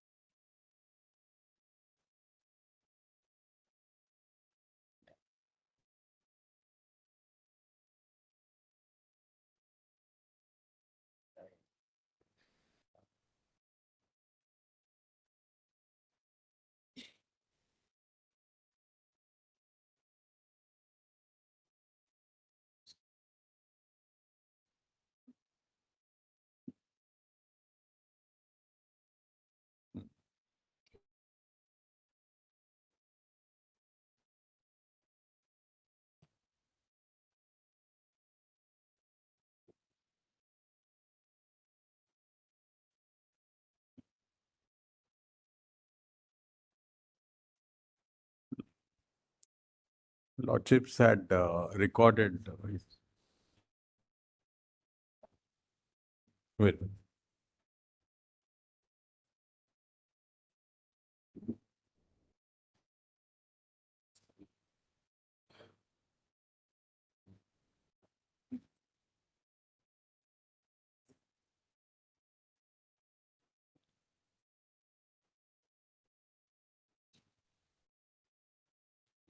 8th of September 2020. Our order dated 8th of September 2025 reads thus. Good.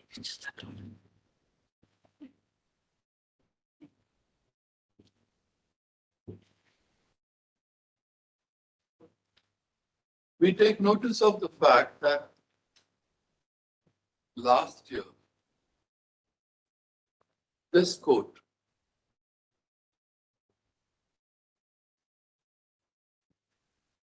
to which one of us, K.V. Vishwanathan J., was a part of the bench, had the occasion to interact with some parties, including the minor girl. On 1/10/24. Yes, please. The record reveals that the interaction had taken place on 1st of October 2024.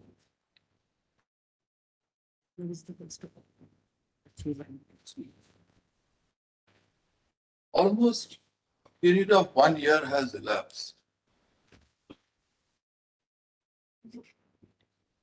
We are of the view that we should have one more round of interaction with the parties.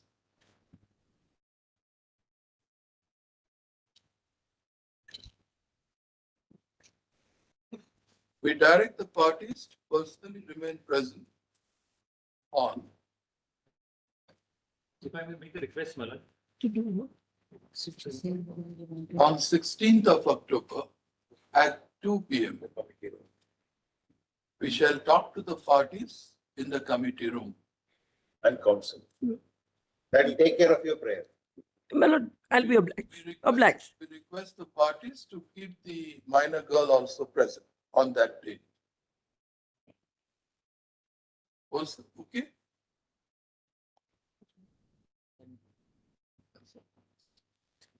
That's it. Lordship, the father did not get to interact also with the child for more than a year. Lordship would just bear this in mind. 31st March. Wait till 16th of October. Very well, my lords.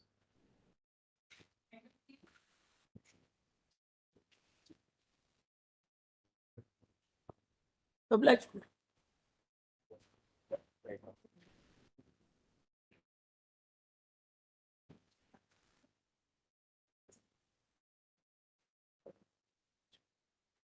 I'll just take a little while on the parties because the names are all rather similar. So the appellant whom I represent the name is Gloucester Limited, and it is a successful resolution applicant or SRA. So this is arising from IBC. Respondent number 1, Gloucester Cables Limited, is an associate company of respondent number 2. Respondent number 2, that is Fort Gloucester Industries Limited or FGIL in this list of dates, is the corporate debtor who has undergone a resolution. And respondent number 3 is the erstwhile resolution professional. So these are the parties.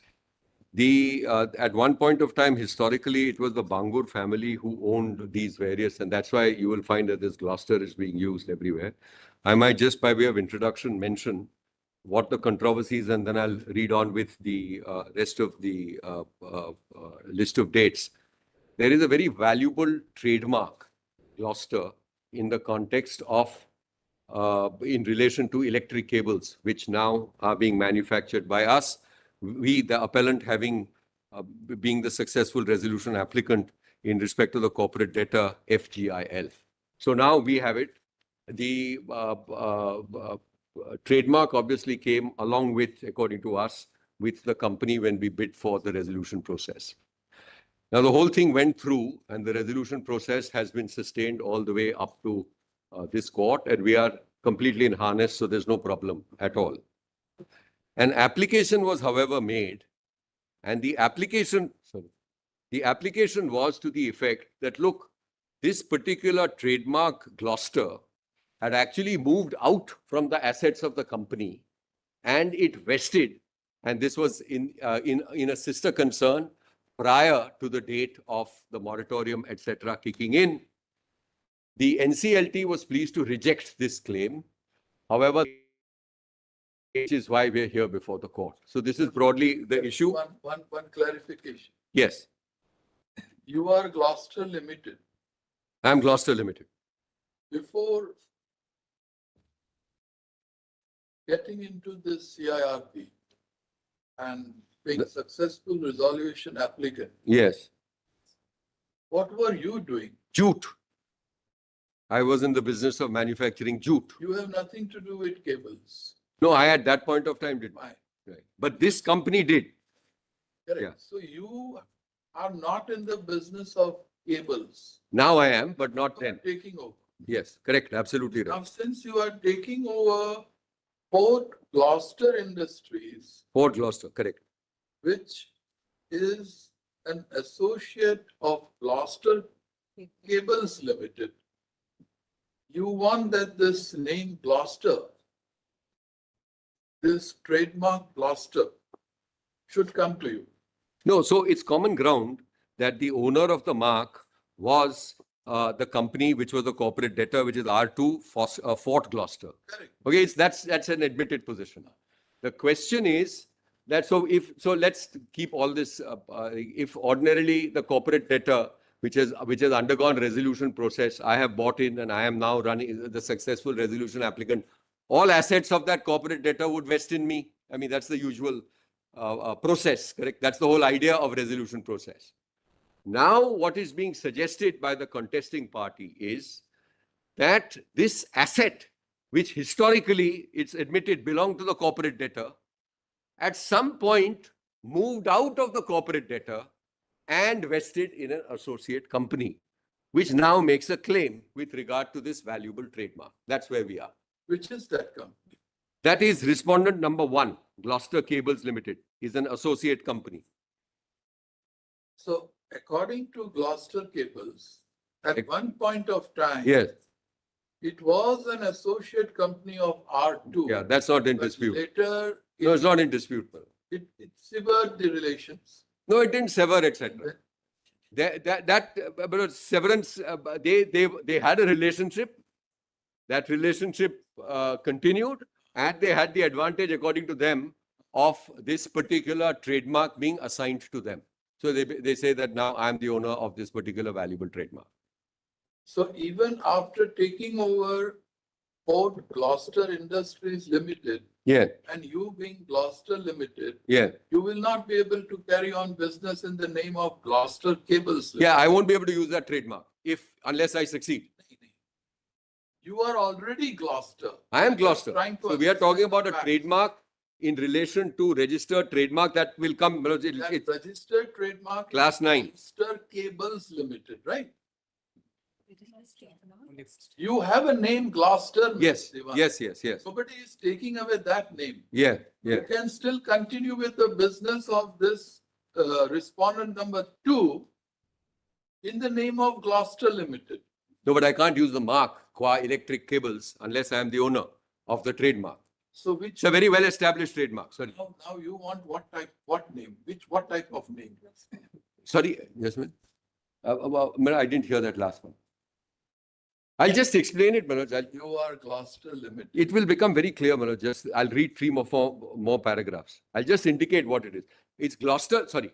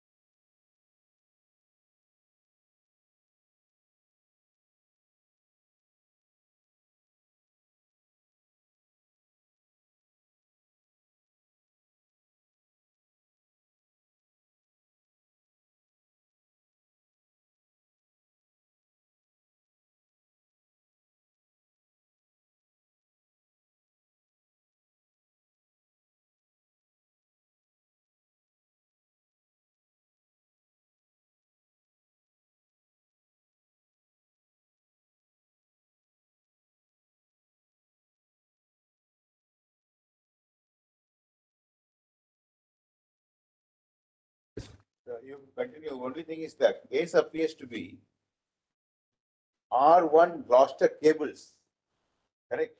Claims that the trademark Gloucester Yes, now with them.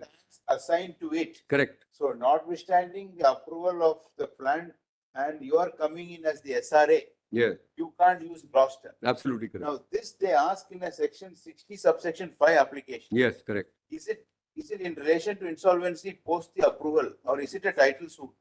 No, so they've got a separate title suit. That's going on. Yeah, well, yes, there's a separate title suit which they have. Post approval in May, they filed this application. Yeah.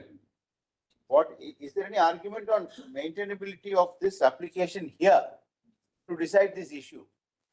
Ordinarily, what will happen? You take the approval, you're gone. Yeah. You have approved the plan, the new management has come in. Yeah. You are assumed that you are using the Gloucester in your cables. Yes. He says, I am the owner, I have this assignment. Right. He will file an infringement action if it is registered So or that can passing be of decided.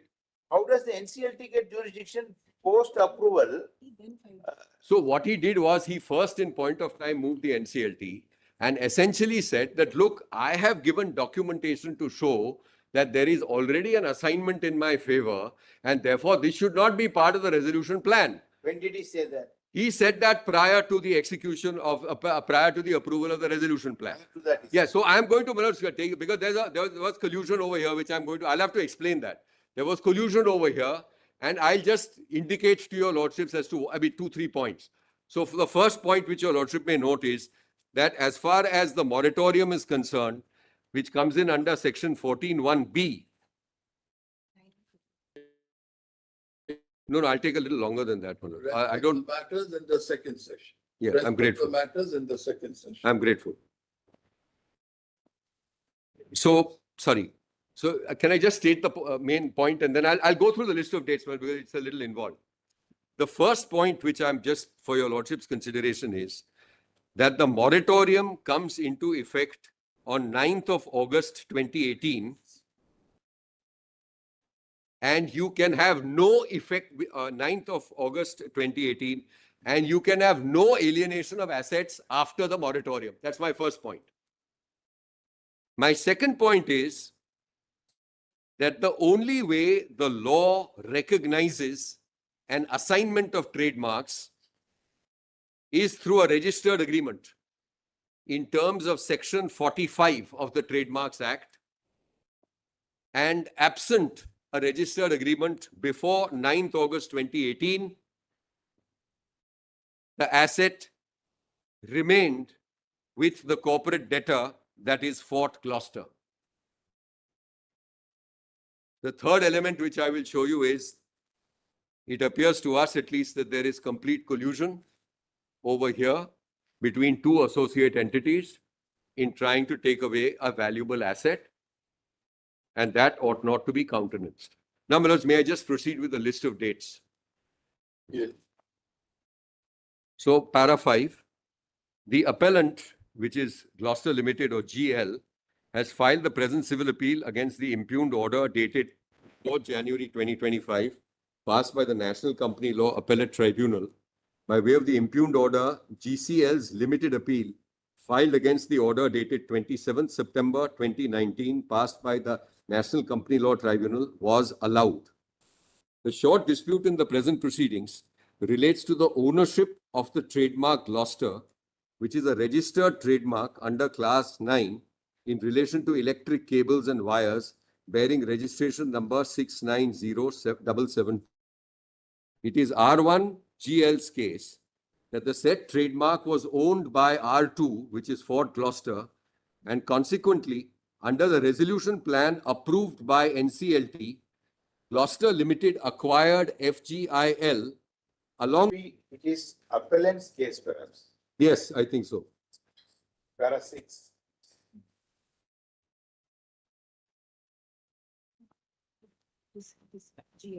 Para 6. Yes, Manoj, it is not R1.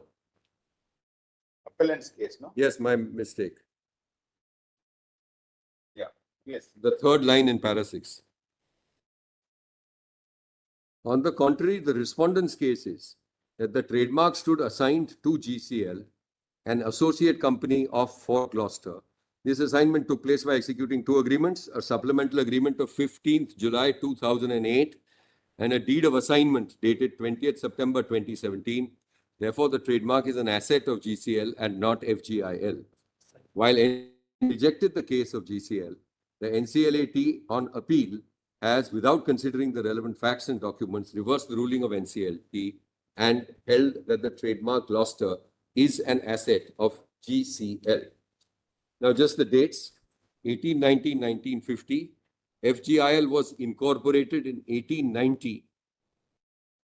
Sometime in 1958. Sorry. Oh, sorry.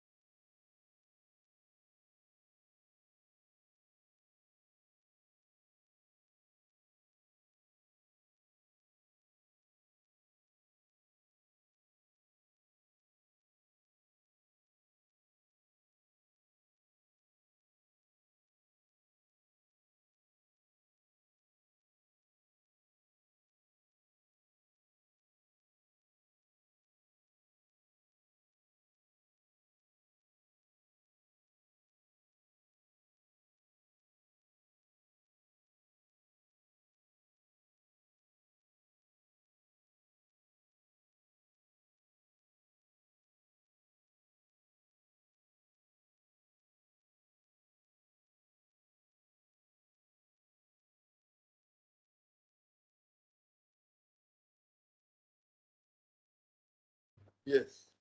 Sorry, but I was on the first serial number. There are 2 dates, 1990 and 1950. So the company FGIL was incorporated in 1890. And sometime in 1958, FGIL set up a plant for manufacturing electrical and power cables and began selling the product under the brand name Gloucester. The term Gloucester originates from the place Fort Gloucester in Howrah, which is where FGIL's manufacturing plant is located. In 1995, FGIL, being the proprietor of the trademark Gloucester, got the same registered under registration number so-and-so under class 9 in relation to electric cables and wires under the Trademarks Act. In 1995, the promoters of FGIL, along with certain third parties, incorporated GCL for carrying on the business of manufacturing electrical wires and cables, being the same product manufactured by FGIL. On 2nd May 1995, FGIL and GCL entered into a technical collaboration agreement, whereunder FGIL provided license to GCL to use its trademark Gloucester for a period of 8 years. On 10th September 2001, BIFR declared GCL as a Sikh industrial company under SICA. In terms of the order, the company promoters were directed under Section 22A of SICA not to dispose of any fixed or current assets without the consent of the secured creditor. So this was the BIFR order, which was a standard order. Now, let's agreements entered into between respondent number 1, GCL, and Fort Gloucester. Fort Gloucester, in 2003, Fort Gloucester suspended its cable manufacturing activities. On 29th July 2004, a license agreement was executed by FGIL in favor of GCL, granting the latter an exclusive non-transferable license to GCL to use the trademark Gloucester for a period of 33 years, extendable to 99 years, for a one-time consideration and an annual royalty of rupees 2 lakhs. On 10th November 2006, a loan agreement was executed by GCL in favor of FGIL, granting a loan of rupees 10 crores to FGIL. This loan was secured by a first and exclusive charge over the trademark Gloucester. On 31st January 2008, pursuant to the loan agreement, a memorandum of hypothecation was executed by FGIL, creating a charge over the trademark Gloucester in favor of GCL. On 15 July 2008, it is the case of GCL that a supplemental trademark agreement GCL and FGIL assigned the trademark Gloucester to GCL for a consideration of rupees 10 lakhs, which seemingly had been paid to GCL by FGIL. We'll refer to clause 1. This is the supplemental agreement.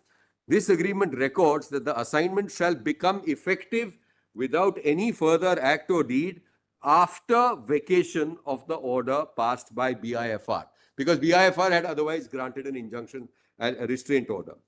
Note, it is the appellant's case that this is a fabricated document manufactured of Fort Gloucester with the intent to retain the trademark Gloucester. This is evident from A. This agreement is not reflected in any of the financial statements of FGIL.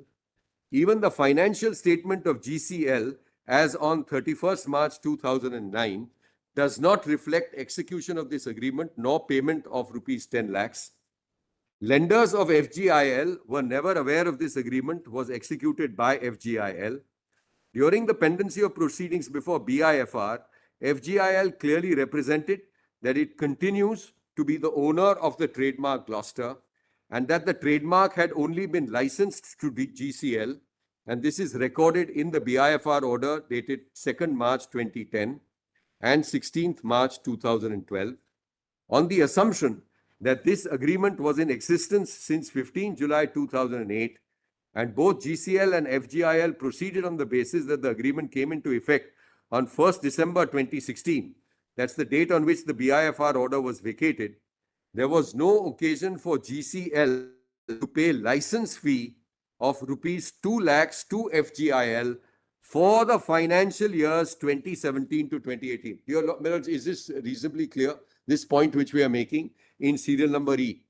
Obviously, the transfer did not take place because, had the transfer taken place, the point being made in subclause E on page 3 is that had this transfer taken place, there was no occasion to pay the license fee because there was no question of the license at all. Now come back to the previous page. Yes, previous page. Back to entry 10. Entry 10. Yes, please. Before your note. Yes, yes. Now read that again. I'll place it. It's the case of GCL that a supplemental trademark agreement was executed between GCL and FGIL, whereby FGIL assigned the trademark Gloucester to GCL for consideration of rupees 10 lakhs, which seemingly has been paid to GCL by FGIL. Now, Yes, sorry. read the next 3 lines. This agreement records that the agreement shall become effective without any further act or deed after vacation of the order passed by BIFR. What has the 22A order got to do?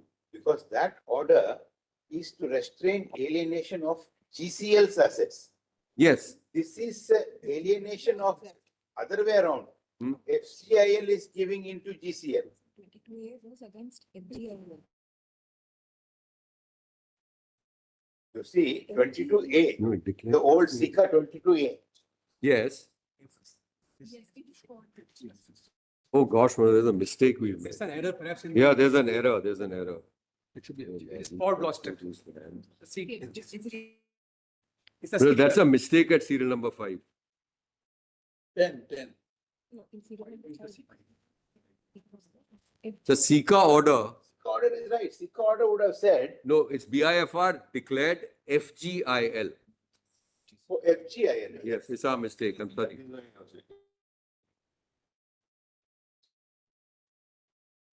Oh, now it makes sense. Yes, I'm so sorry, Manoj. I apologize.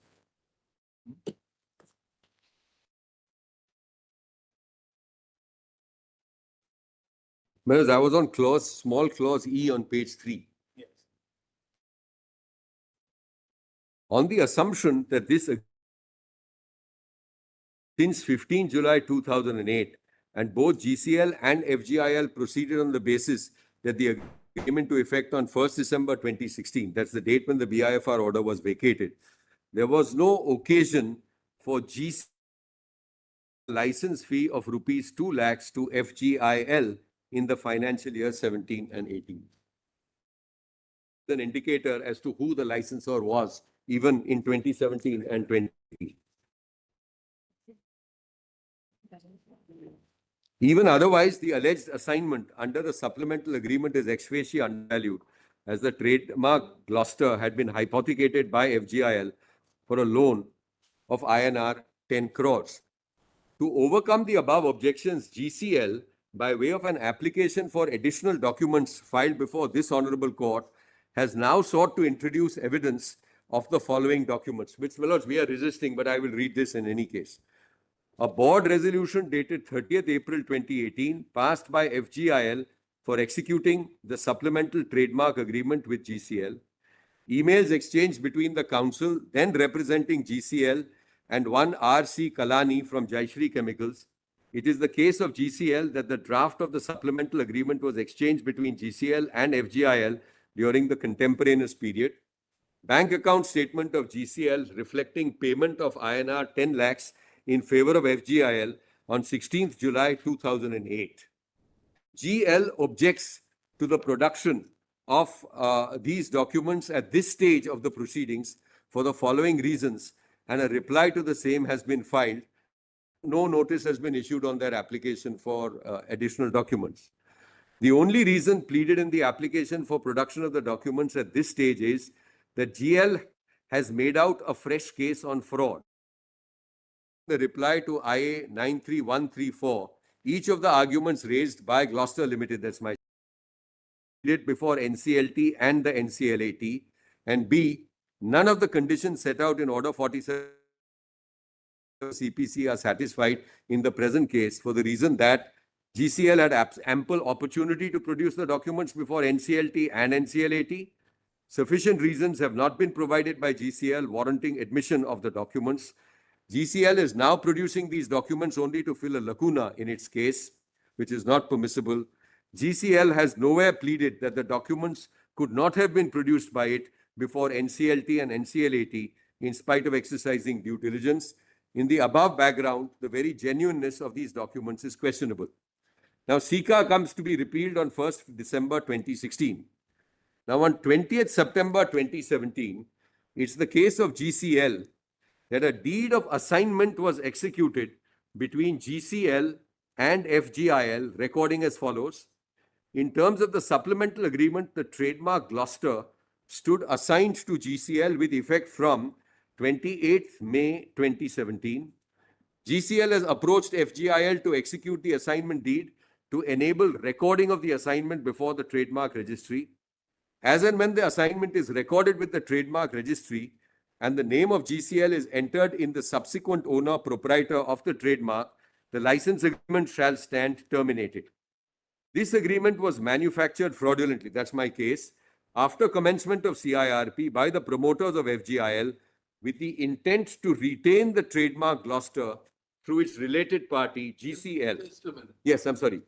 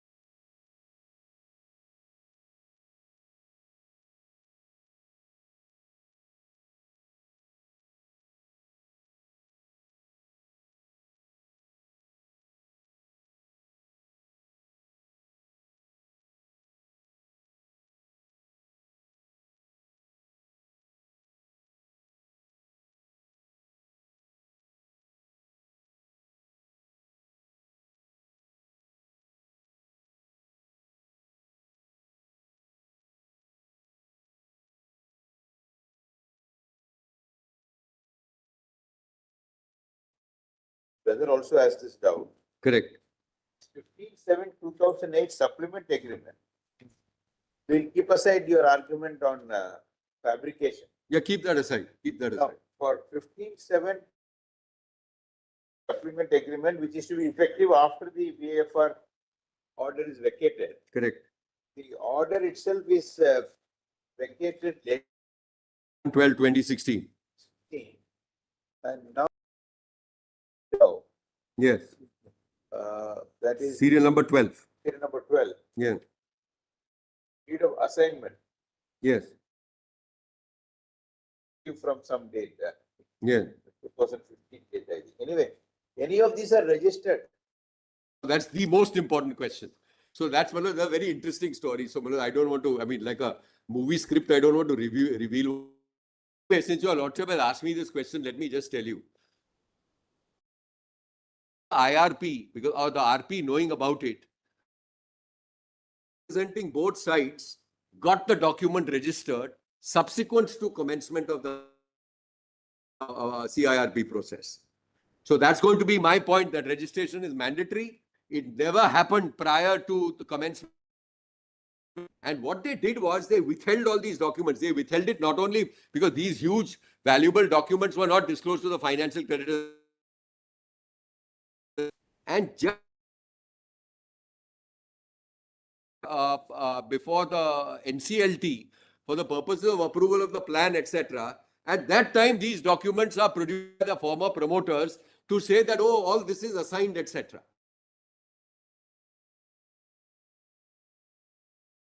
There was no registration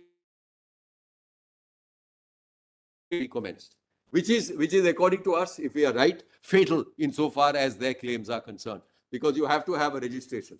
The moment the moratorium kicks in, there's no question of registration. So that's the other dimension to the matter. But and the stamp duty is also paid later, 2018. So we'll just come to that. So now let's just go to the top of page 5. Top of page 5, if your lordships would. So these are short comments on the 20th September 2017 assignment deed. The agreement is not reflected in any of the financial statements of FGIL. That's important. Lenders of FGIL were never aware of this agreement was executed by FGIL, and the additional stamp duty on the assignment deed was paid on 24th August 2018, that is during CIRP of FGIL and a year after execution of the alleged agreement. With private funds, not the corporate debtors funds. Whose It funds? wouldn't be the corporate debtors fund, but I'll just check up, Your Lordship. I'll just check this up. Whose fund? RP would have been. Yeah, otherwise he would have known. Yeah, but he says that he doesn't know. He doesn't know. Now, please see commencement, my lords, of CIRP against FGIL. Probably the assignee would have paid it. Yeah, that's possible. Yes. Commencement of my lords, I'm on section C at the instance of one of its employees. So on 9th August 2018, serial number 13, a petition under section 9 of IBC filed against FGIL by one of its employees was admitted by NCLT, thereby commencing CIRP against FGIL. On 25th August 2018, an application was submitted by GCL through its attorney, depenning and depenning, to the Trademarks Registry for registration of the assignment deed to have GCL recorded as the proprietor of the trademark cluster. Your Lordship, that was your question, correct? So this is an important date, 25th August 2018. Now please see 4th September 2018.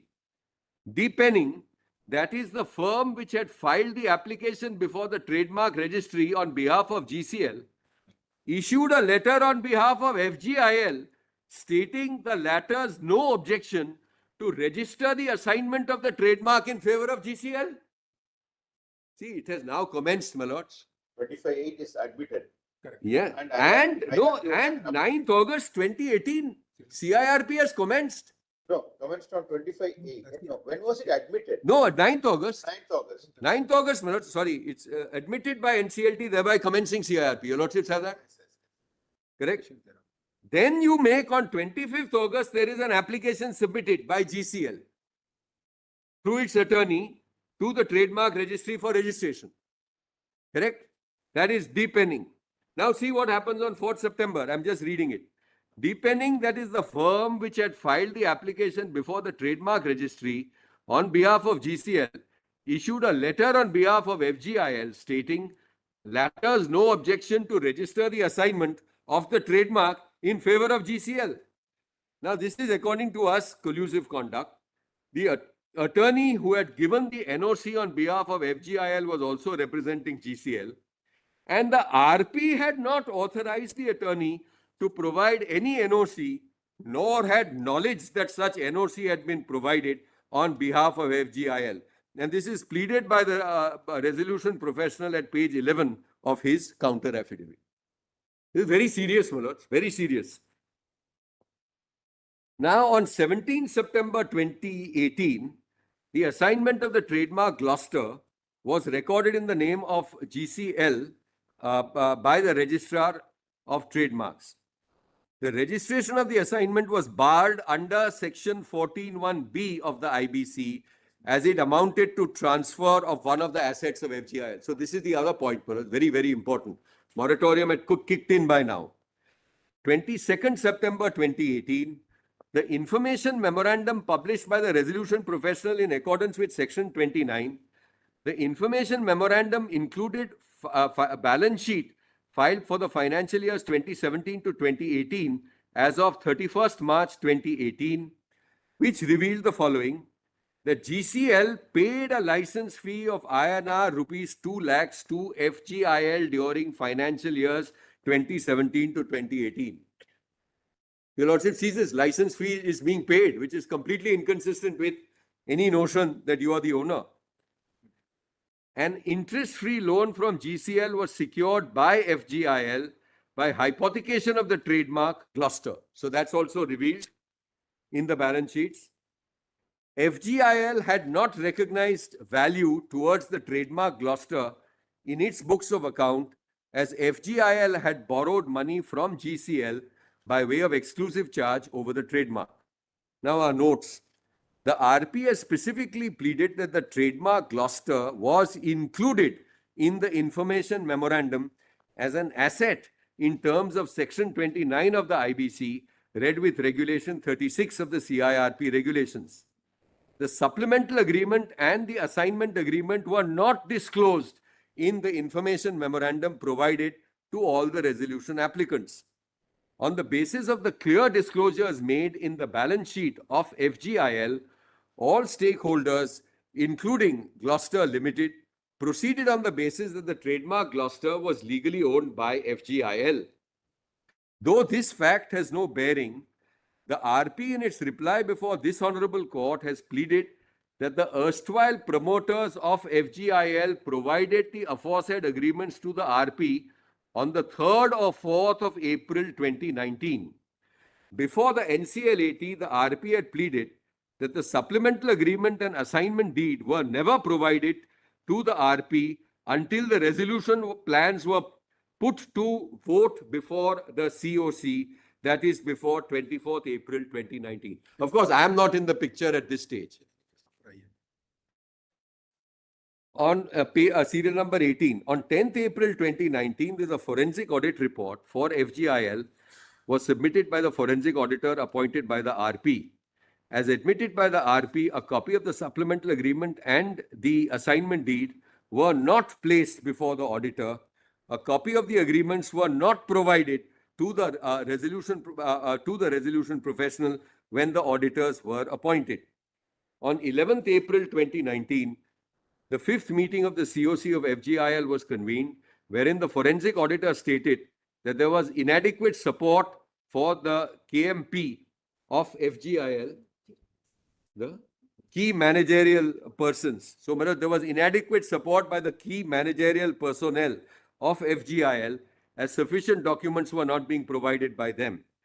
On 19th April 2019, Gloucester Limited submitted its final resolution plan with the RP. Insofar as a supplemental agreement and the assignment agreement are concerned, the resolution plan provides for the following.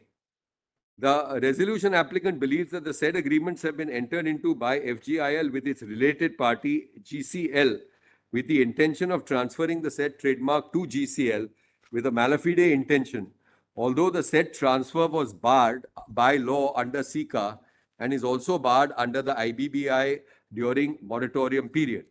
The corporate debtor entered into these agreements during the intervening period between the admission under IBBI and repeal of SICA. The resolution applicant therefore believes that the trademark Gloucester has been assigned and or transferred to GCL is bad in law. The resolution applicant understands that this trademark is the lawful property of the corporate debtor and the said trademark shall remain the absolute property of the corporate debtor post its acquisition by the resolution applicant. During the process of due... Your bid was how much? How much did you pay? 74 crores. 74 crores, my lords, I understand. And then we had to invest to get the plant operational. We have invested a further 40 crores. But that's, of course, to get the whole thing up and running. During the process of due diligence carried out prior to the submission of the resolution plan, Gloucester Limited discovered that the registration of the trademark was fraudulently transferred by GCL in its favor on the basis of the aforesaid agreements. It is thus for this reason that the above recitals were included in Gloucester GL's resolution plan. GL's resolution plan was approved by COC under Section 34 with a majority of 73.21%. Pursuant to the approval of the resolution plan under Section 30, subsection 4 of IBC, on 1st May 2019, CA 584 of 2019 was filed by the RP before NCLT for approval. On 28th May 2019, during the pendency of the above referred application filed by the RP, an application under Section 60, subsection 5 of IBC was filed by GCL before NCLT, praying for a clarification that the trademark Gloucester is not included in the assets of FGIL. The application has been filed by GCL on the basis of an averment that by way of the supplemental agreement read with the assignment deed, the trademark Gloucester was assigned by FGIL to GCL with effect from 28th May 2017. GCL has further pleaded that subsequent to the above, GCL is registered as the subsequent proprietor of the trademark Gloucester with the trademark registry and hence enjoys exclusive statutory and proprietary rights to the trademark Gloucester. The application was filed without enclosing a copy of the above referred agreements. The said agreements were brought on record before NCLT only by way of GCL's rejoinder in response to the objections pleaded by Gloucester Limited. Though not stated in the application, GCL has the following trademarks registered in favor by the name of Gloucester.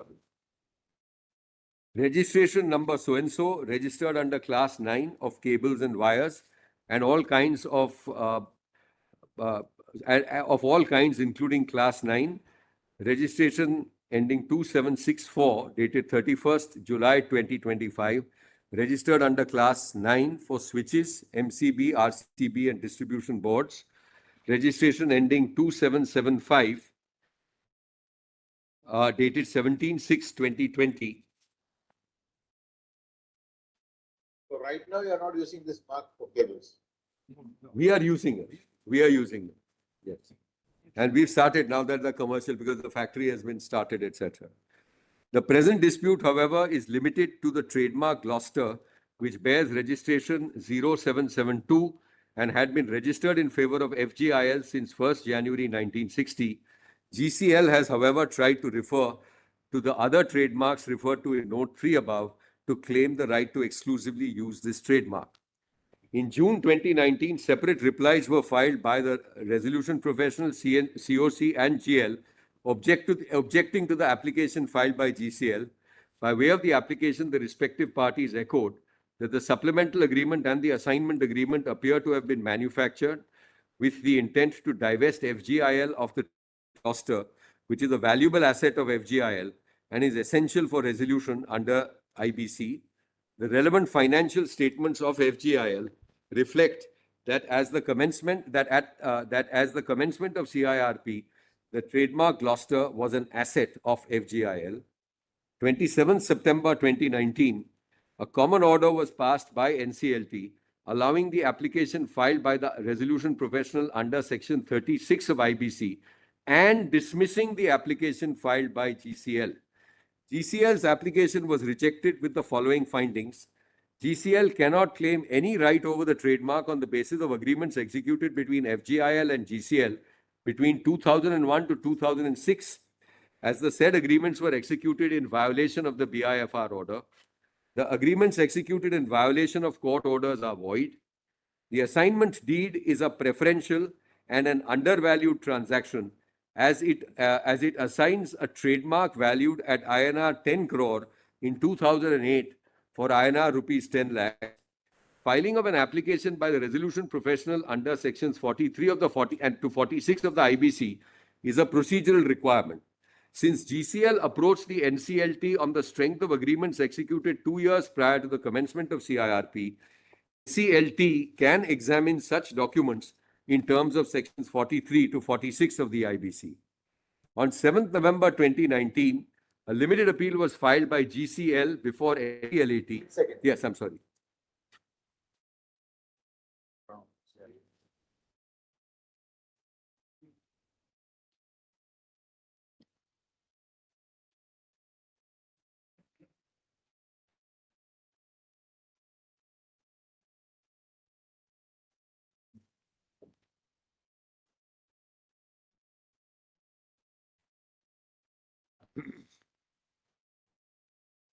Whichever document you want to show.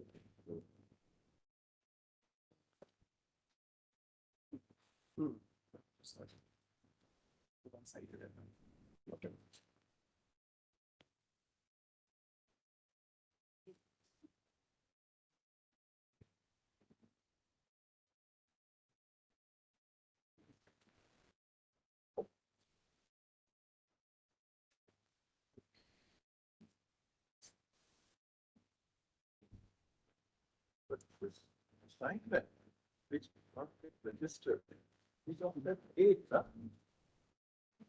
The registration of the assignment was barred. So this was not submitted and there was no cooperation.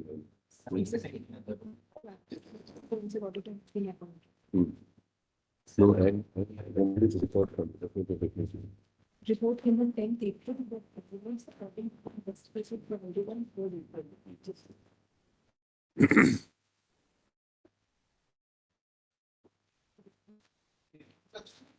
Not a finding about lack of registration.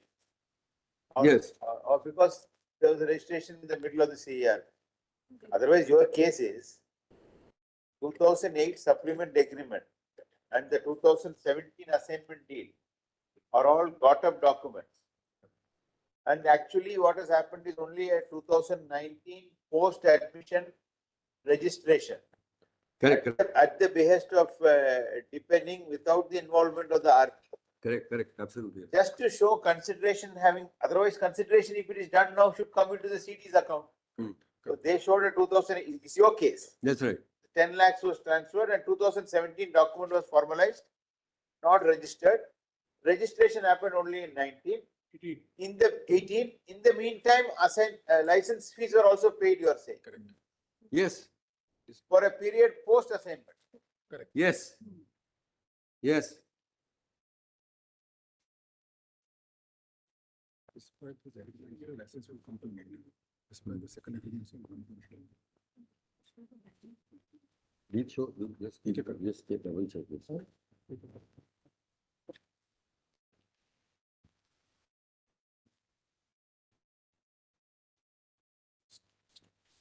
Yep.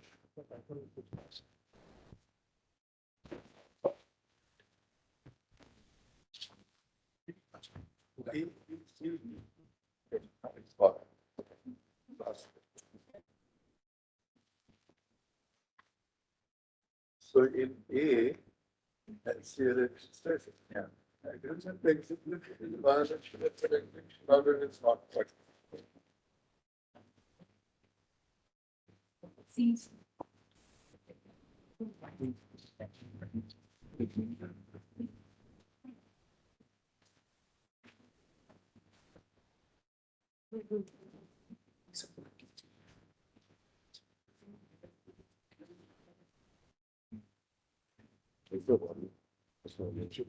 No, the first one is.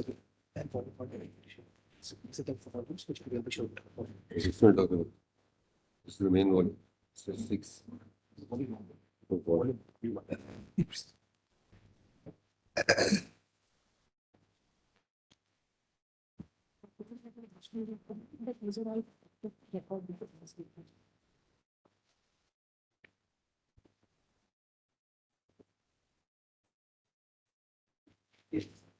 Because I was just on serial number 26.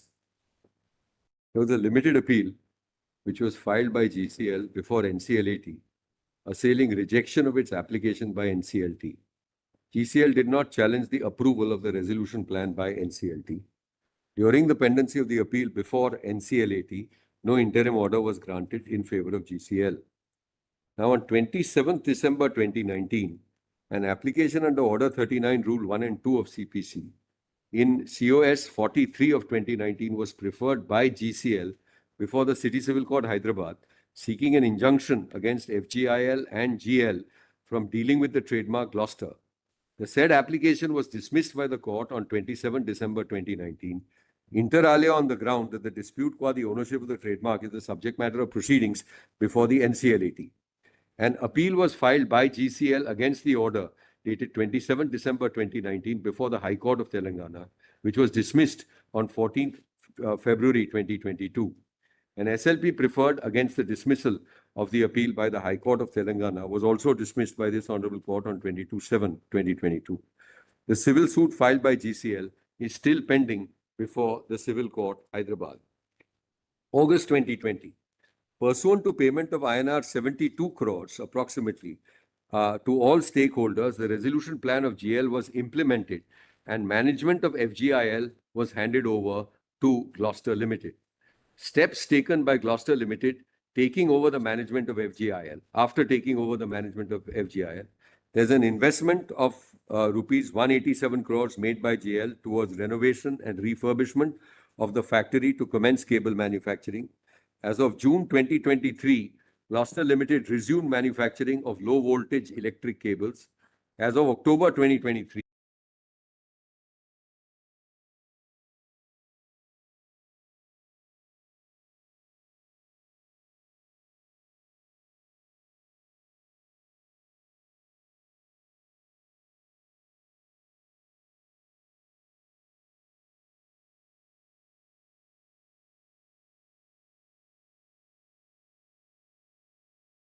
That is in 2017.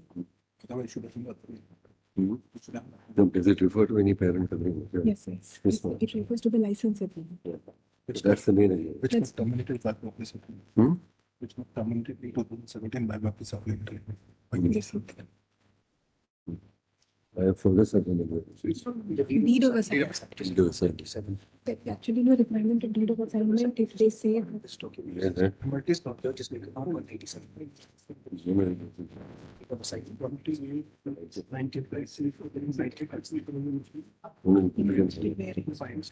Eight rows.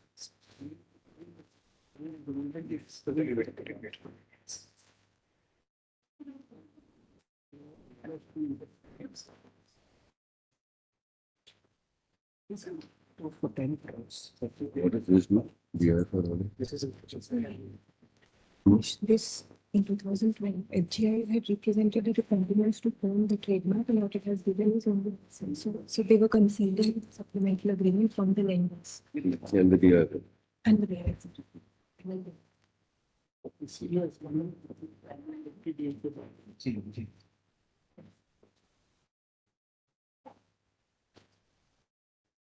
Yes, section 22A of secret. Yeah. Where's the city? It's right here.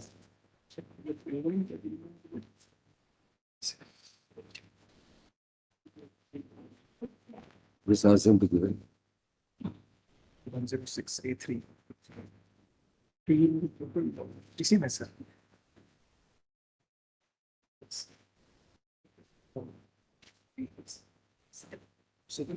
Yes. Because there is no challenge to the approved plan. No, that's attained finality. Final. The plan must have dealt with the trademark. What does it say about the trademark? Just see it in lunch. Yes. And suit is pending. Yes. Yes. What is the situation if the only claim of a party is a certain asset claimed to be the asset of the corporate debtor? It's really not the asset of the corporate debtor, it is my asset. Of these documents has to be heard in the suit. Yes, it could be. And Certainly. You are already using it. You are using Today also you They are- have not Yes. got an injunction. Yes.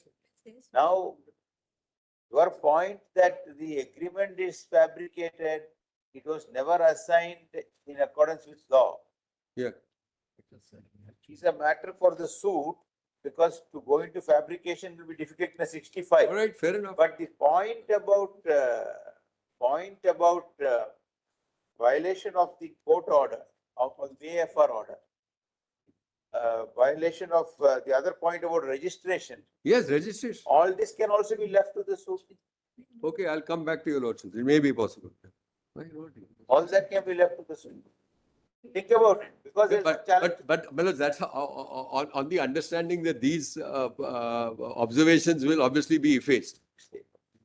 No, just a minute. Based on law. I mean, Sorry? no, we are not concluding. No, I understand. But Manoj, if we are to consider going to the suit, then everything will be decided in the suit, including all defenses, etc. This NCLAT order ought to be. That's my submission. We'll not hear them, hear you. Yes, of course, It of just course. But we'll. not occurred because suit was mentioned.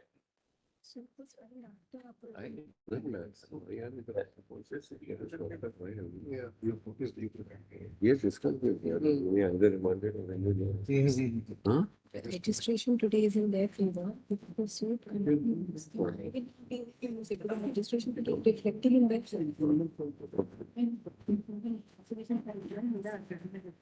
Rectification.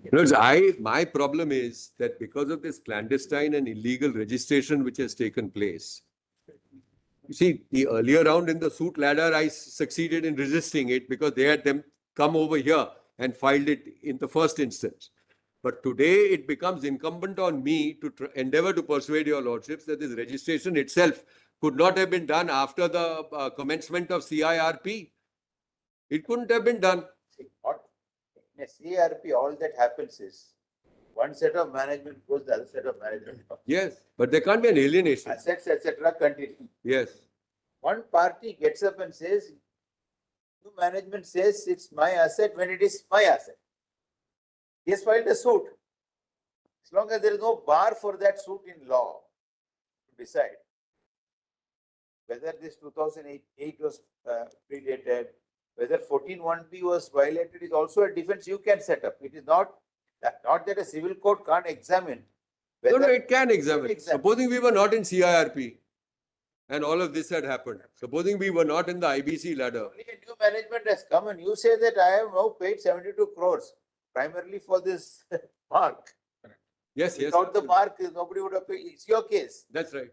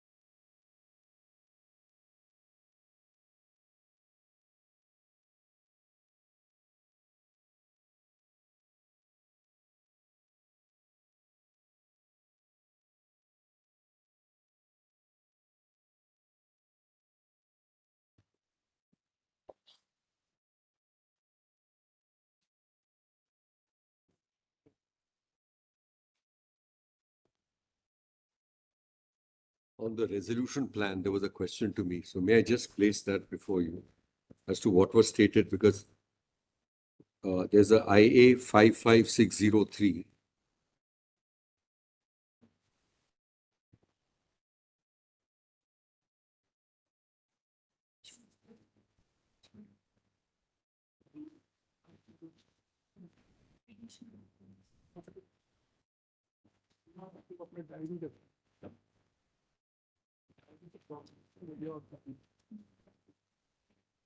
Lordships have that IA?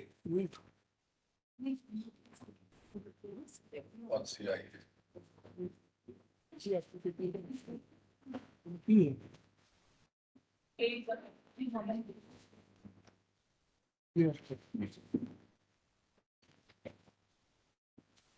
It's Annexure A1 to the IA, page 10. Where's the resolution plan, first page?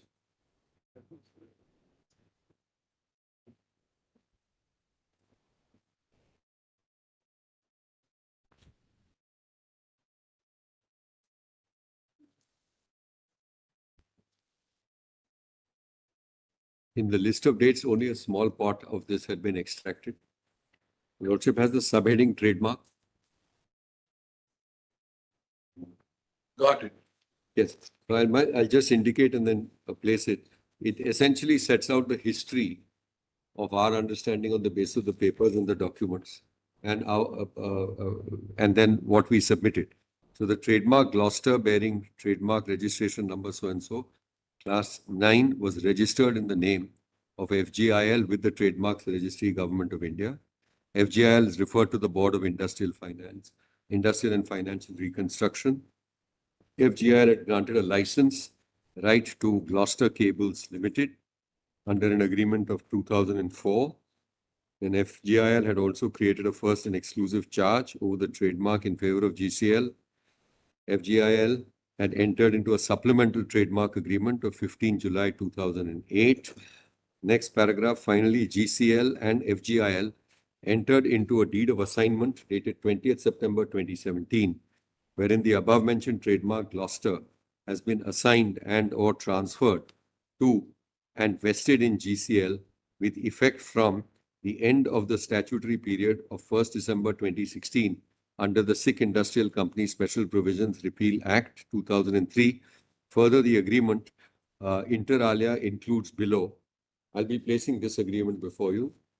And then after A, B, and C, the resolution applicant believes that the said agreements have been entered into by FGIL with its related party GCL with the intention of transferring the said trademark to GCL with malafide intention. Or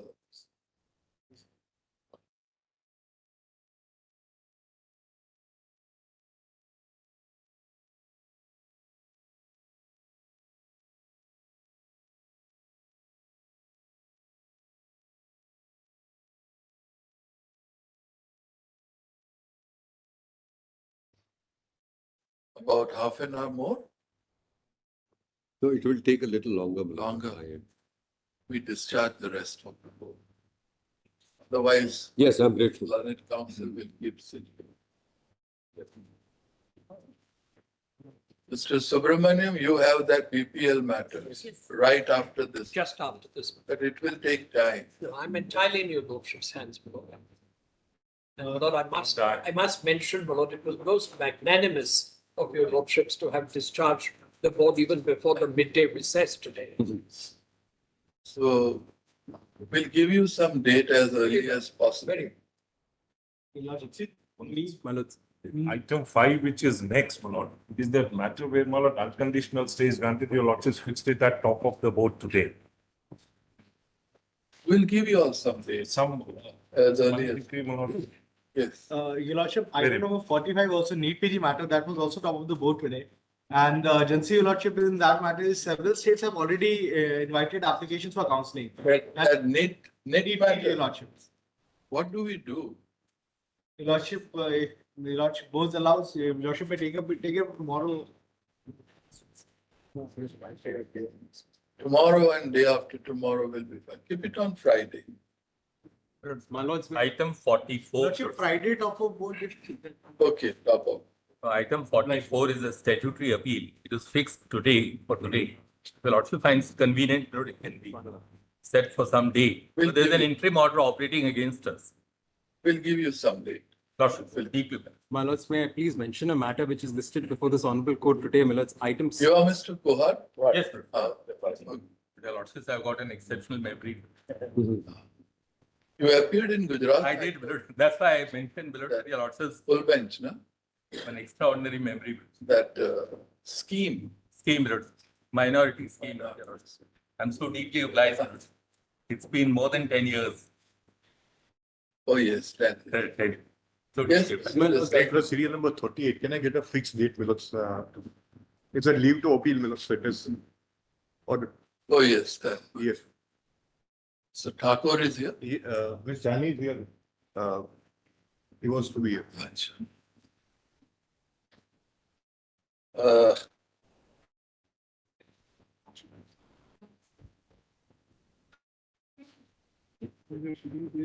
Today is 21st. 14th October? 14th October? Tuesday. Tuesday, top of. I'm a plate. With my lords' permission, may I please mention a matter, my lord? My lord, item number 44. Sorry, item number 6, my lords. I'm seeking a short date if possible. I am aggrieved. The impugned order has been stayed, my lords, due to which I am deeply aggrieved when I appear for the respondent. I'm only seeking a short date. Short date means what date? We'll give you some date. My lords, if it could be taken up at the top of the board this week, my lords, because then the vacations start. What will remain on the bottom then? Everything goes on top and nothing will remain at the I bottom. understand, my lords, but because of the stay on the impugned order, the criminal proceedings will be initiated against me, my lords. Criminal proceedings? Yes, my lords. My lords may recall this is the matter with regard to declaration of bank as fraud. Oh, that State Bank. Indeed, my lords. Okay. You are relying on that judgment. Indeed, my lords. Bank of India versus Rajesh Agarwal. Indeed, my lords. Okay, we'll take it up. Today, my lords? Not today. Keep it on Friday. May I mention the NEET PG matter? The Lordship had kept it on top of the board because the NEET date tomorrow. Friday. My lord, matter was mentioned for today, Jagtaji infrastructure, item number 46. It was a section 11 application matter. So if you could give us a. You are seeking appointment of an arbitrator? Yes. How can it has come here? It must not be national office. Jagatji infrastructure. Yes. Yesterday you mentioned it. Yes. It's come from the High Court. High Court has declined. Yes. High Court has declined? Yes. On what ground? They have taken the plea of accepted matter. Huh? Accepted matter. They have told us the claims fall under the accepted matter. What is accepted? But they are non-arbitrable. Achha. We'll see. After that break. Thank you. Sure, you can start. Yes. Because I was on. Yes, definitely. Because I was on page 37 of that IA 55603. We are on 37. Yeah. So just after C, I'm just reading it. The RA believes that the agreements have been entered into by FGIL with its related party GCL with the intention of transferring the said trademark to GCL with malafide intention. Although the said transfer was barred in law under SICA and is also barred under IBBI during the moratorium period. The CD entered into this agreement during the intervening period between the admission under IBBI and repealing of SICA. The RA therefore believes that the trademark Gloucester has been assigned and or transferred to GCL is bad in law. The RA understands that the said... 1 second. Sorry.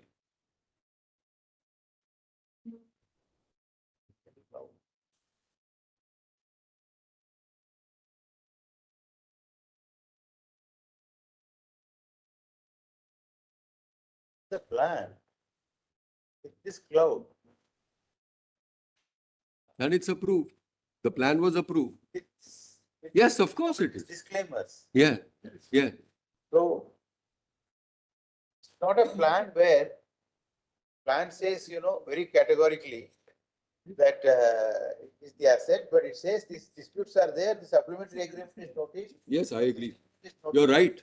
And the only a comment of the RA Yeah. that we believe it is the trademark. No, that's correct. So this title has to be established elsewhere if there is a dispute. No, I'm not for a moment suggesting if there is. But what I am going to show your lordships is now I'm going to take you to the documentation. Because the documentation is contrary to law. So if you're hit by the moratorium, you're hit by the moratorium. You have accepted the plan. No, I am the party, it's my plan. No, it's your plan. Correct. And as approved. This was approved. Correct. Now this proceeding arises out of an application. Yes. By I'll take you to that application. NCIL, Yes. saying that look, it is my Excluded. which NCLT said that yes, no, NCLT held in your favor. Correct. Saying that it is the trademark of the corporate debtor. Yes. Now, And included in the plan. is that not in the teeth of the plan? No, it's not. This is a doubt. No, I'll just respond. We have that last line, of course, is the assertion where he said that the corporate debtor, it is the asset of the corporate debtor of the resolution applicant now. But that's an asset. Yes, it's an assertion. But it's not. I can't. There can't be a self-serving statement over here, and I say that now in view of this and it having been approved, it is mine and nobody can question it. What we will be sorry. So we can't go beyond the plan now. Nobody has challenged the plan. The plan. No, the plan is, of course, is my. Yes, approved. One can understand in a proceeding arising out of the plan. Yeah. Whether it should be sent back to the COC, etc. That doesn't arise now. No, now we are well past COC, Manoj. You can only say whether on this application, whether anything can be ordered. Yes, that's the point. So ultimately, it looks like more and more that the suit will have to be. See, what he did was yeah.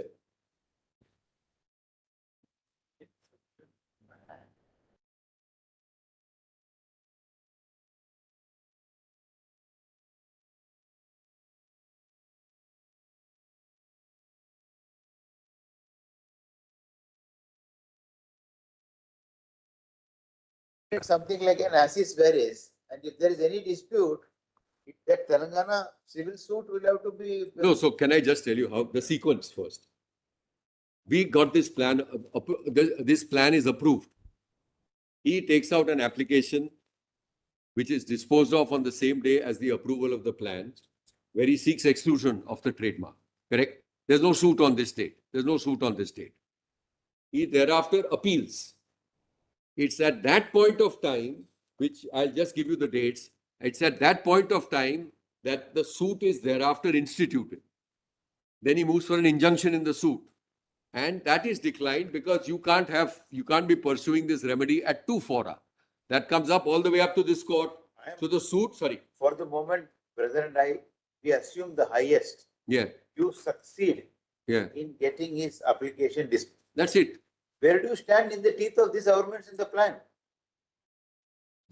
No, where do it will stand excluded, my lord. His application will stand rejected. Rejected. Now we can't declare in the teeth of this disclaimer in the plan that you are the rightful owner. No, but I am only today seeking his application to be dismissed as the NCLT did. That's all I can ask for today. That's all you can ask. What more can I ask for? What more can I ask for? I can only say that this is all malafide, and we will go into the RP's statements, etc., on his pleadings, etc., to say that once there's a moratorium, where is the question of the advocate on both sides saying that yes, I register and thereafter I consent? But that's it for the civil code. Because no, it's the dates are there. The dates are admitted. The moratorium, once the moratorium, IBC says moratorium comes in on a particular date, the asset can't move out.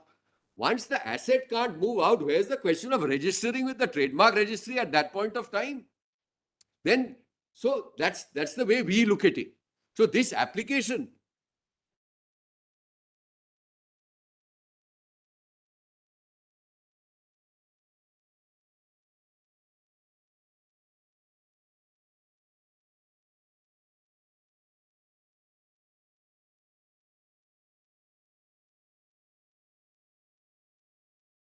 Pushing off these findings. Yes, yes. And leaving the plan as it is.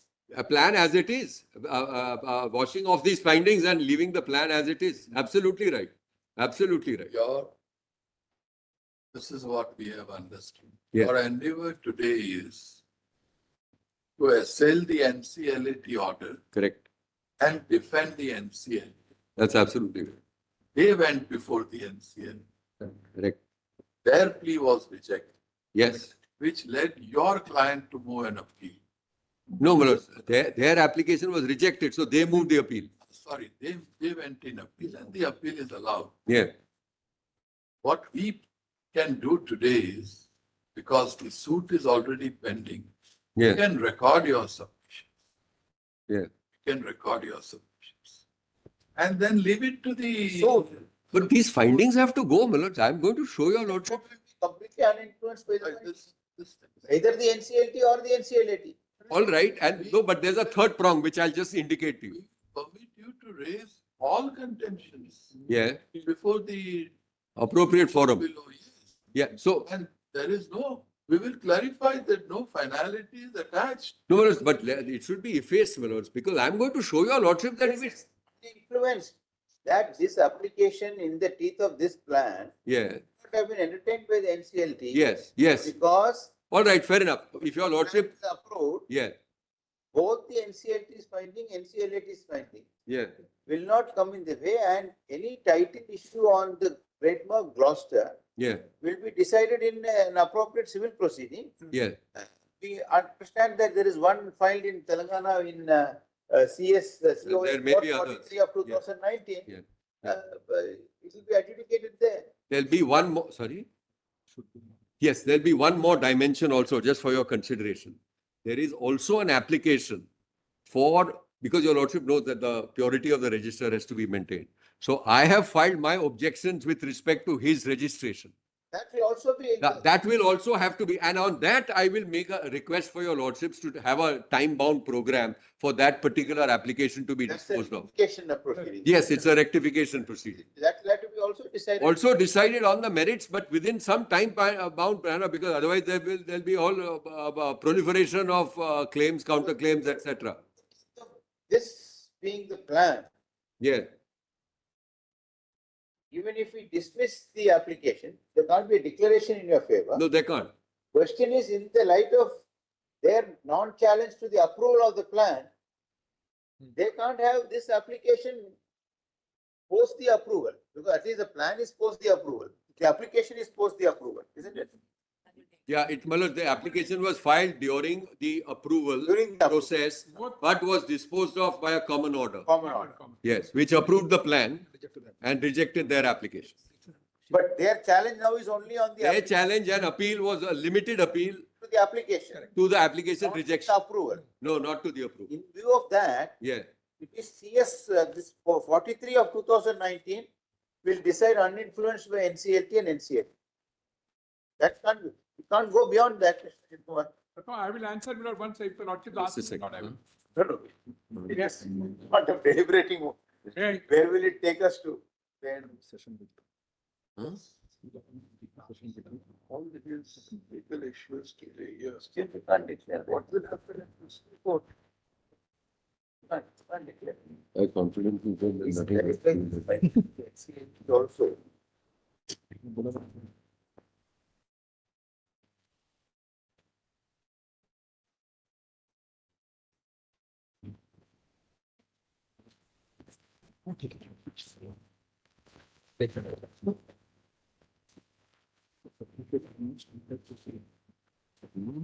In the teeth of the governments in the plan, none of these findings of the NCLT also will be in relation to insolvency.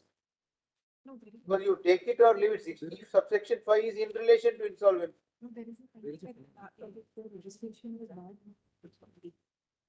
NCLT has declared that they have no right, their agreement is void. All this will have to be in the suit. That 14(1)(b) point is there. It will be a defense for you in the suit. That look, you can't, in the teeth of the moratorium, have got it registered. Yes, yes. And the suit will take it as a ground and declare it or not declare it if they have a legal answer. Subject to what the Bhava and Mr. Kumar have to say. See, this is not right. It's application 225. 240 is already the rate.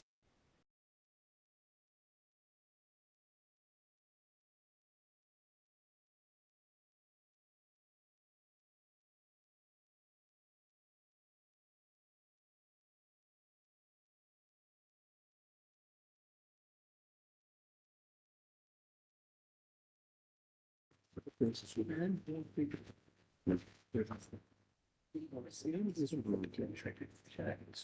you submitted the plan, your plan would have said with the trademark. Yes, yes, that's what I read. These disclaimers, no, must have got in later in the negotiation or deliberation. I think. You wouldn't have put this disclaimer. No, it was a revised, amended plan. It's an amended plan. They amended it, my lord. Bound to be, because you will want everything. Yes. So obviously then you settle for this amendment. Your clients. Yes, of course, brother, it's my plan. You would have said, I am the owner of the trademark, 72 crores only mainly for the trademark. Why would I pay you this much? They would have said, no, we are not able to give you. We will now incorporate these disclaimers. You said, all right. You said, all right, and took it. But that doesn't foreclose you from agitating. These intricate issues which in a 65 summary proceeding cannot be gone into. Correct. Just have a look at page 225. That is why our appeal is here also, my lord, SLP. Yes. Where our jurisdiction point, our SLP, counter SLP is there, along with this, where, my lord, we have taken the issue, the jurisdiction point has been decided against me by the appellate tribunal. So I have come here to say, my lord, that what is your application? My SLP. What your 16, your originating proceeding in this proceeding is your application. That's correct. My application under 65 was 60 subsection 5 was given. But I, my lord, I have always said that it can't be decided in the NCLT about this issue about the trademark. So what was your prayer then? No. 240, page 240. Your lordship may see that, my lord. But I am going one step ahead. But apropos what is falling from my lord, my lord, I am not objecting to that at all. All that I am saying is that the jurisdiction point which your lordship just now, my lord, observed, I am only answering that I have also filed an SLP because that point has been held against me by the appellate tribunal. What is held against? That, my lord, we said that the tribunal doesn't have this can't be decided in these proceedings. What can't be decided? Yes, the part about trademark and the asset, the ownership. But you moved an application. So I moved an application first also for that reason only before the NCLT, which was rejected.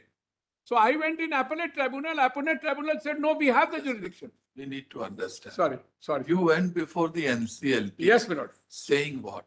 My lord, saying this, that I have a trademark which has been registered in 2010-15. Correct. Under a license from 1995, I have been using this from 1995. So? And that this point about this asset is mine, and this can't be the subject matter of the asset under the resolution plan. It should be excluded. My prayer says so, my lord, at page 240. Correct. So, my lord, that was rejected by the adjudicating authority, the NCLT. So, my lord, I went in appeal to the High Court, to the appellate tribunal, which, my lord, records this at page number 8. And, my lord, that this is my appeal about. So, my lord, it formulates 3 points. The first point is regarding jurisdiction, and they hold, no, we have the jurisdiction.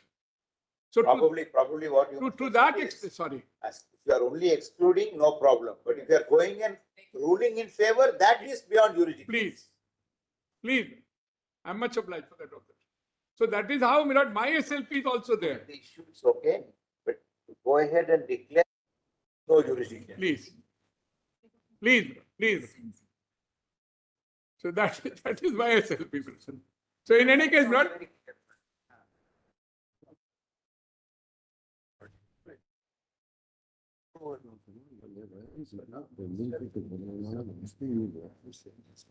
challenge NCLT because NCLT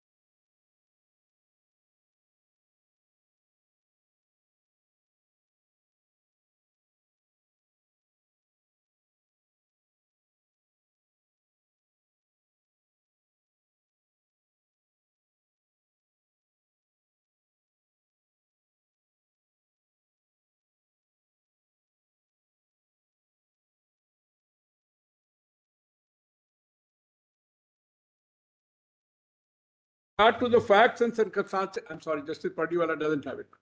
I'm so sorry. So sorry. 272 top, para 52. Having regard to the facts and circumstances as said above, we come to a legitimate conclusion that the application filed by GCL, that is me, is liable to be dismissed, holding that the trademark Gloucester is the asset of the corporate debtor. This is what Milord, and at Milord, the conclusion also at page 297 records this. But they didn't carry out a corresponding amendment to the plan. No. So they of course never went to challenge in the appellate tribunal or anything otherwise. This is NCLT's order. This is the NCLT order. So I went, Milord, and that my argument is recorded, and then the jurisdiction point, Milord, is held against me. Now look at page 240, please. So There was no scope for any.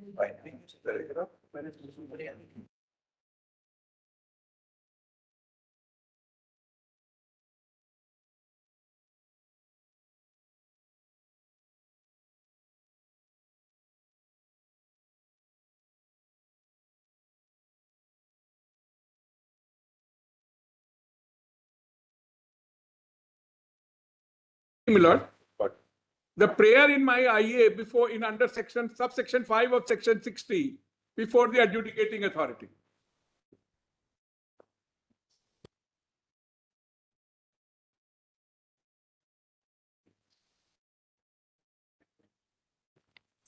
For excluding. You said it's not a property.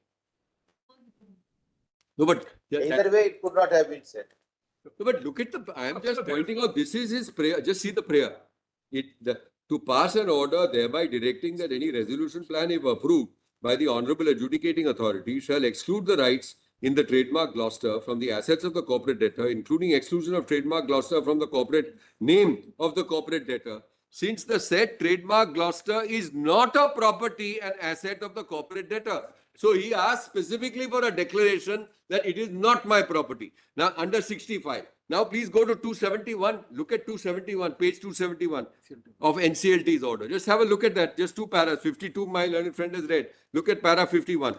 The third objection is that the registration of the trademark in the name of the applicant GCL is invalid because it was registered in the name of GCL in violation of section 14 of the IBC.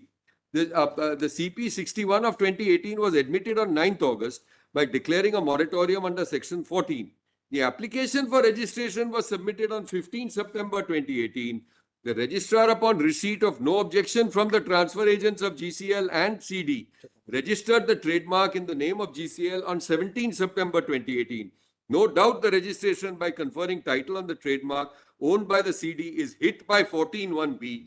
Having regard to that, is what is discussed above, we do not find any illegality or irregularity or contravention on the part of the provisions of the code or applicable law and regulation in treating the trademark Gloucester as one of the valuable assets of the CD. And then in light of his prayer, they say in 52, having regard to the facts and circumstances of the above, we come to the legitimate conclusion that the application filed by GCL is liable to be dismissed, holding that the trademark Gloucester is an asset of the CD. Now, taking up your the RP's application for approval, yeah, what is the finding? The same. It's approved. No, what do It's they part say? of the same common order. What do they say? No, this. This is on the same day. Same. Yeah.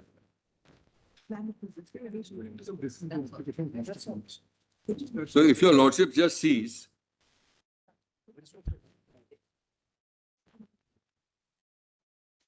Page 296, my lord, is page the penal order. 246, 246. that's the title. Yes, 296. No, sorry, 246 or 290?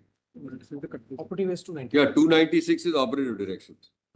That's the operative resolution plan is approved. That's all. Order the resolution plan of Fort Gloucester so-and-so, which was approved with 73.21% voting shares hereby approved under the provisions of subsection 1 of section 31 of the IBC, which shall be binding on the corporator Fort Gloucester Industries Limited as employees, members, creditors, guarantors, the central government, any state government, or any local authority and other stakeholders. The clauses related to waiver sought for is not approved by this bench the outstanding statutory dues, stamp duty, payable, etc., will be governed by the provisions of the respective act. And then please go, my lords, in the I. CAIB number 713 KB is dismissed, holding the trademark Gloucester is the asset of the CD. No order as to cost. Your lordship has that? This was the portion which was challenged in their limited or restricted appeal. So it was, in a sense, it's a common order. So are you saying that the plan read with this order clears the trademark in your favor? Yeah, that is, I mean, that's my primary position, that once this order, which is what I am hoping to persuade your lordships to sustain, is says what it says. I can't go anything beyond this, my lords. It does it. Now, if this is to be made subject to some further order, etc., which is to be passed, because look what the NCLT had before it.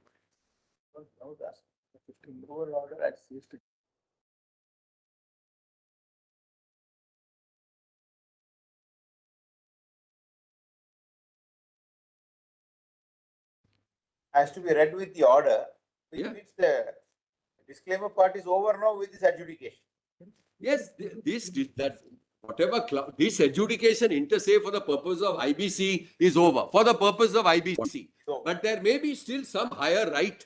There may be some higher right on the basis of which X gets knocked, which may be adjudicated in a suit, may not be adjudicated in a suit. IBC purpose, the plan has to be read with this order. If the integrity of the plan deserves to be preserved, this is how the manner in which it is done. This section 14(1)(b) is clearly within the remit of the NCLT. We have to go into the correctness of this. Yes, this deserves to be sustained according to us. Just a second. Yeah. So then you place it. Yes, I'll just continue. Now, lords, if your lords, I'm grateful. Now, please just just before the lunch break, I had moved to the BIFR order. Your lordship recalls.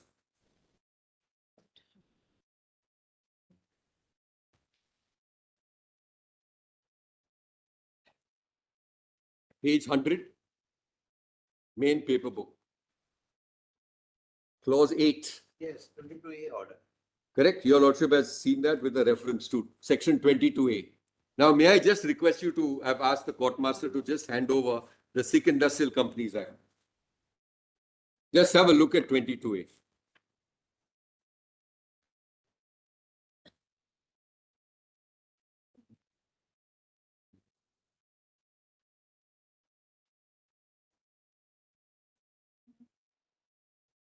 We have got number of orders on this. Proceedings may go on, but final orders may not be passed. We should move those applications.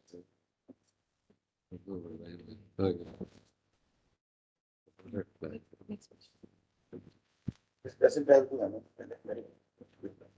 The lordships have section 22 capital A. Yes. Direction not to dispose of assets. The board may, if it is of the opinion that any direction is necessary in the interest of Sikh Industrial Company or creditors or shareholders or in the public interest by order in writing, direct the Sikh Industrial Company not to dispose of, except with the consent of the board, any of its assets during the period of preparation and consideration of the scheme under section 18 and during the period beginning with the recording of the opinion by the board for winding up of the company under subsection 1 of section 20 and upon commencement of the proceedings relating to the winding up before the concerned High Court. So this is the direction restraining them in clause 7 at page 100, that you will not dispose of any fixed or current assets of the company without the permission and consent of the secured creditors and the board. Now please see what they do. Page 163, A7.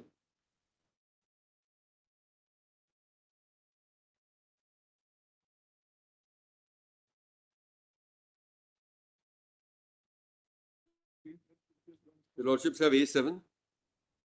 Supplemental. Yes, so now this is styled as a supplemental trademark agreement.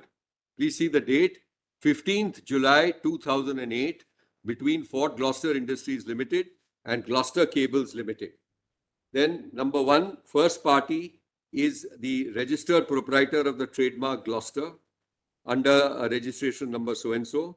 By an agreement of 29 July 2004, the first party had granted the second party an exclusive non-transferable license. Now please go to clause 5 on recital 5 on page 164. The first party is prohibited from selling the trademark at present in view of the order of 10 September 2001 passed by BIFR. Your Lordship has that? So it records that. Then please see the second party, they've asked for an assignment. Now, therefore, please see clause 1. The first party hereby agrees to assign the trademark in favor of the second party for a consideration of 10 lakhs, which shall be paid by the second party at the time of execution of the agreement, the receipt whereof the first party hereby admits and acknowledges, provided, however, that the assignment shall become effective without any further act or deed only after the above-mentioned order of 10th of September 2001 of BIFR is vacated and or discharged, or the first party is wound up under the provisions of the Companies Act, whichever is earlier. Now, what is Yes. the proof of this payment? Was any bank document? Yeah, so now, my lords, in the supplemental documents which they have filed for the first time over here, they have placed certain documents, etc., on record to show that there were, you see, this resolutions, etc., which are passed, and certain bank transfer amounts, etc. So that they are seeking to introduce that, to which we object, because it was not there before the NCLT, it was not there before the NCLAT. But be that as it may, as I am going to show your Lordship, this document supposedly introduced, made on 15 July 2008 was also withheld from BIFR at the relevant time. So please go to the BIFR order at page 188. This is dated 16/3, no?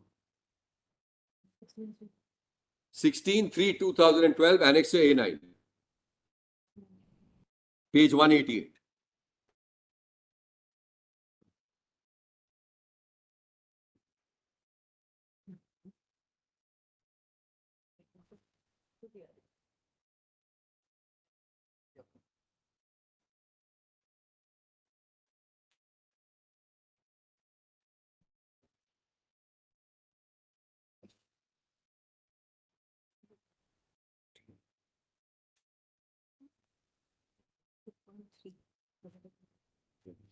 Your Lordships have page 188? Yes. Yeah, so just, I'm only on the first page, 188, pointing out the date, 16/3/2012. Then you have the quorum. Then various representatives are given who were present. And now for our purposes, please go across to page 190, para 2.3, third or fourth line. So there were allegations against having removed certain assets, etc. And now please see what they say in the context of trademark. The third line, 2.3. The representative added that, however, the applicant Pegasus did not reply or filed a rejoinder to that. That means that they are satisfied. The representative of the company further submitted that there is no violation of the directions of the board. The applicant is well aware of the fact that the trademark has been licensed to another company from 2004. The right to use the trademark has been given to the other company, Gloucester Cables Limited, and they are spending money for the development of the trademark. The representative submitted that as regards the allegation of violation of 22A is concerned, there is no violation. So this is what the BIFR records. As far as we can make out from the record, there is no disclosure of any supplemental agreement, etc., insofar as BIFR is concerned. Now, please just go 2 pages or 4 pages later. A violation was in the context of some land sale. Yes, that was a separate issue, Manoj, that we are not concerned with. But 22A is not, because what we are saying is they couldn't have done it at that point of time. This particular assignment, that it will take effect on, and your Lordship recalls the assignment, the terms of the assignment. Yeah, it does. So the allegation, my lords, of course, was also on trademark. Your Lordship sees that. The allegation, if your lordship just sees, para 2.2, just go to the earlier page, 189. In today's hearing, the learned advocate representing Pegasus, so Pegasus, my lords, was the asset reconstruction company, submitted that the SIG company has assigned its valuable assets, the trademark, to another company in violation. Which page? Yeah, page 189. 10 crores. This is not the 2008 agreement. Yes. 10 crores. May I just place this? In today's hearing, the learned advocate representing the applicant Pegasus submitted that the SIG company has assigned its valuable assets, the trademark, to another company in violation of rules, and the company has created charge for loan of rupees 10 crores. The company has not made any disclosure in this regard. The learned advocate submitted that he had moved an MA for orders of the board on the illegal sale of land by the company in violation of directions of the board, and also on the charge hypothecation of the trademark Gloucester, it should be. And for 22A, he said there's no violation. Company's counsel said there's no The violation. company's counsel said in the context of 22A that there is no violation by us. Because they put a clause saying it will come into effect only after. But there's no disclosure. But he says that there is a license, which is the extant license which was there. It is a pre-22A. Yeah, but I mean, there's obviously clearly a lack of candor, assuming that this agreement was there. I don't believe this agreement was there before them at all. No, but that doesn't follow. In fact, shows agreement was there. Your case was that there is a violation of. No, that is my case today. No, this is a 2012 order. Yes. This is a, see, Yes. this order, Yes. if it is being debated, Right. that there is an assignment, Hmm. it shows this much, that while on the one hand, there may have been a 22A violation, Hmm. the fact that there was an assignment is reflected in a. No, that's another assignment, brother. This may not be, this is 10 crores. This is the 2004 loan agreement. This is something else. This 10 crores, ours is a 10 lakh, nothing. So this is something else which they are talking about. That's why we feel that this is all completely got up. No, there are two separate things. Yes, that's true. Assigned its valuable asset, the trademark, to another company, Yes. and the company has created charge for loan. That is. I don't know, Manoj. Manoj, I don't want to speculate on this. In any case, Manoj, we go by the objective orders. There is clearly a direction under section 22(1). You could not. They tried this particular so-called supplementary agreement, which says to take into effect as. Your point, which they will have to answer as is the registration point, which is clearly post CARP. Yes. Without the involvement of the RP. Yes. According to you, registration is mandatory. Yes. And doesn't take effect. Yes. So notwithstanding the validity of 2008 supplementary agreement Yeah. or the 2017 draft assignment deed, Yeah. the fact that the registration happened Yeah. only in 2019 Yeah. without the AGs or blessings of the RP Right. negates. Yeah, that's the section 14. 14(1)(b). That's right. That's the 14(1)(b) point, which is why this application deserved to be rejected and was rightly rejected by NCLT. Now let us see that document, page 197. Page 197, Annexure A10.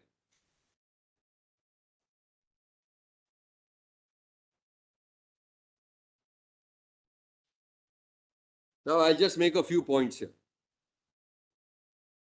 The first point is that this document is dated 20.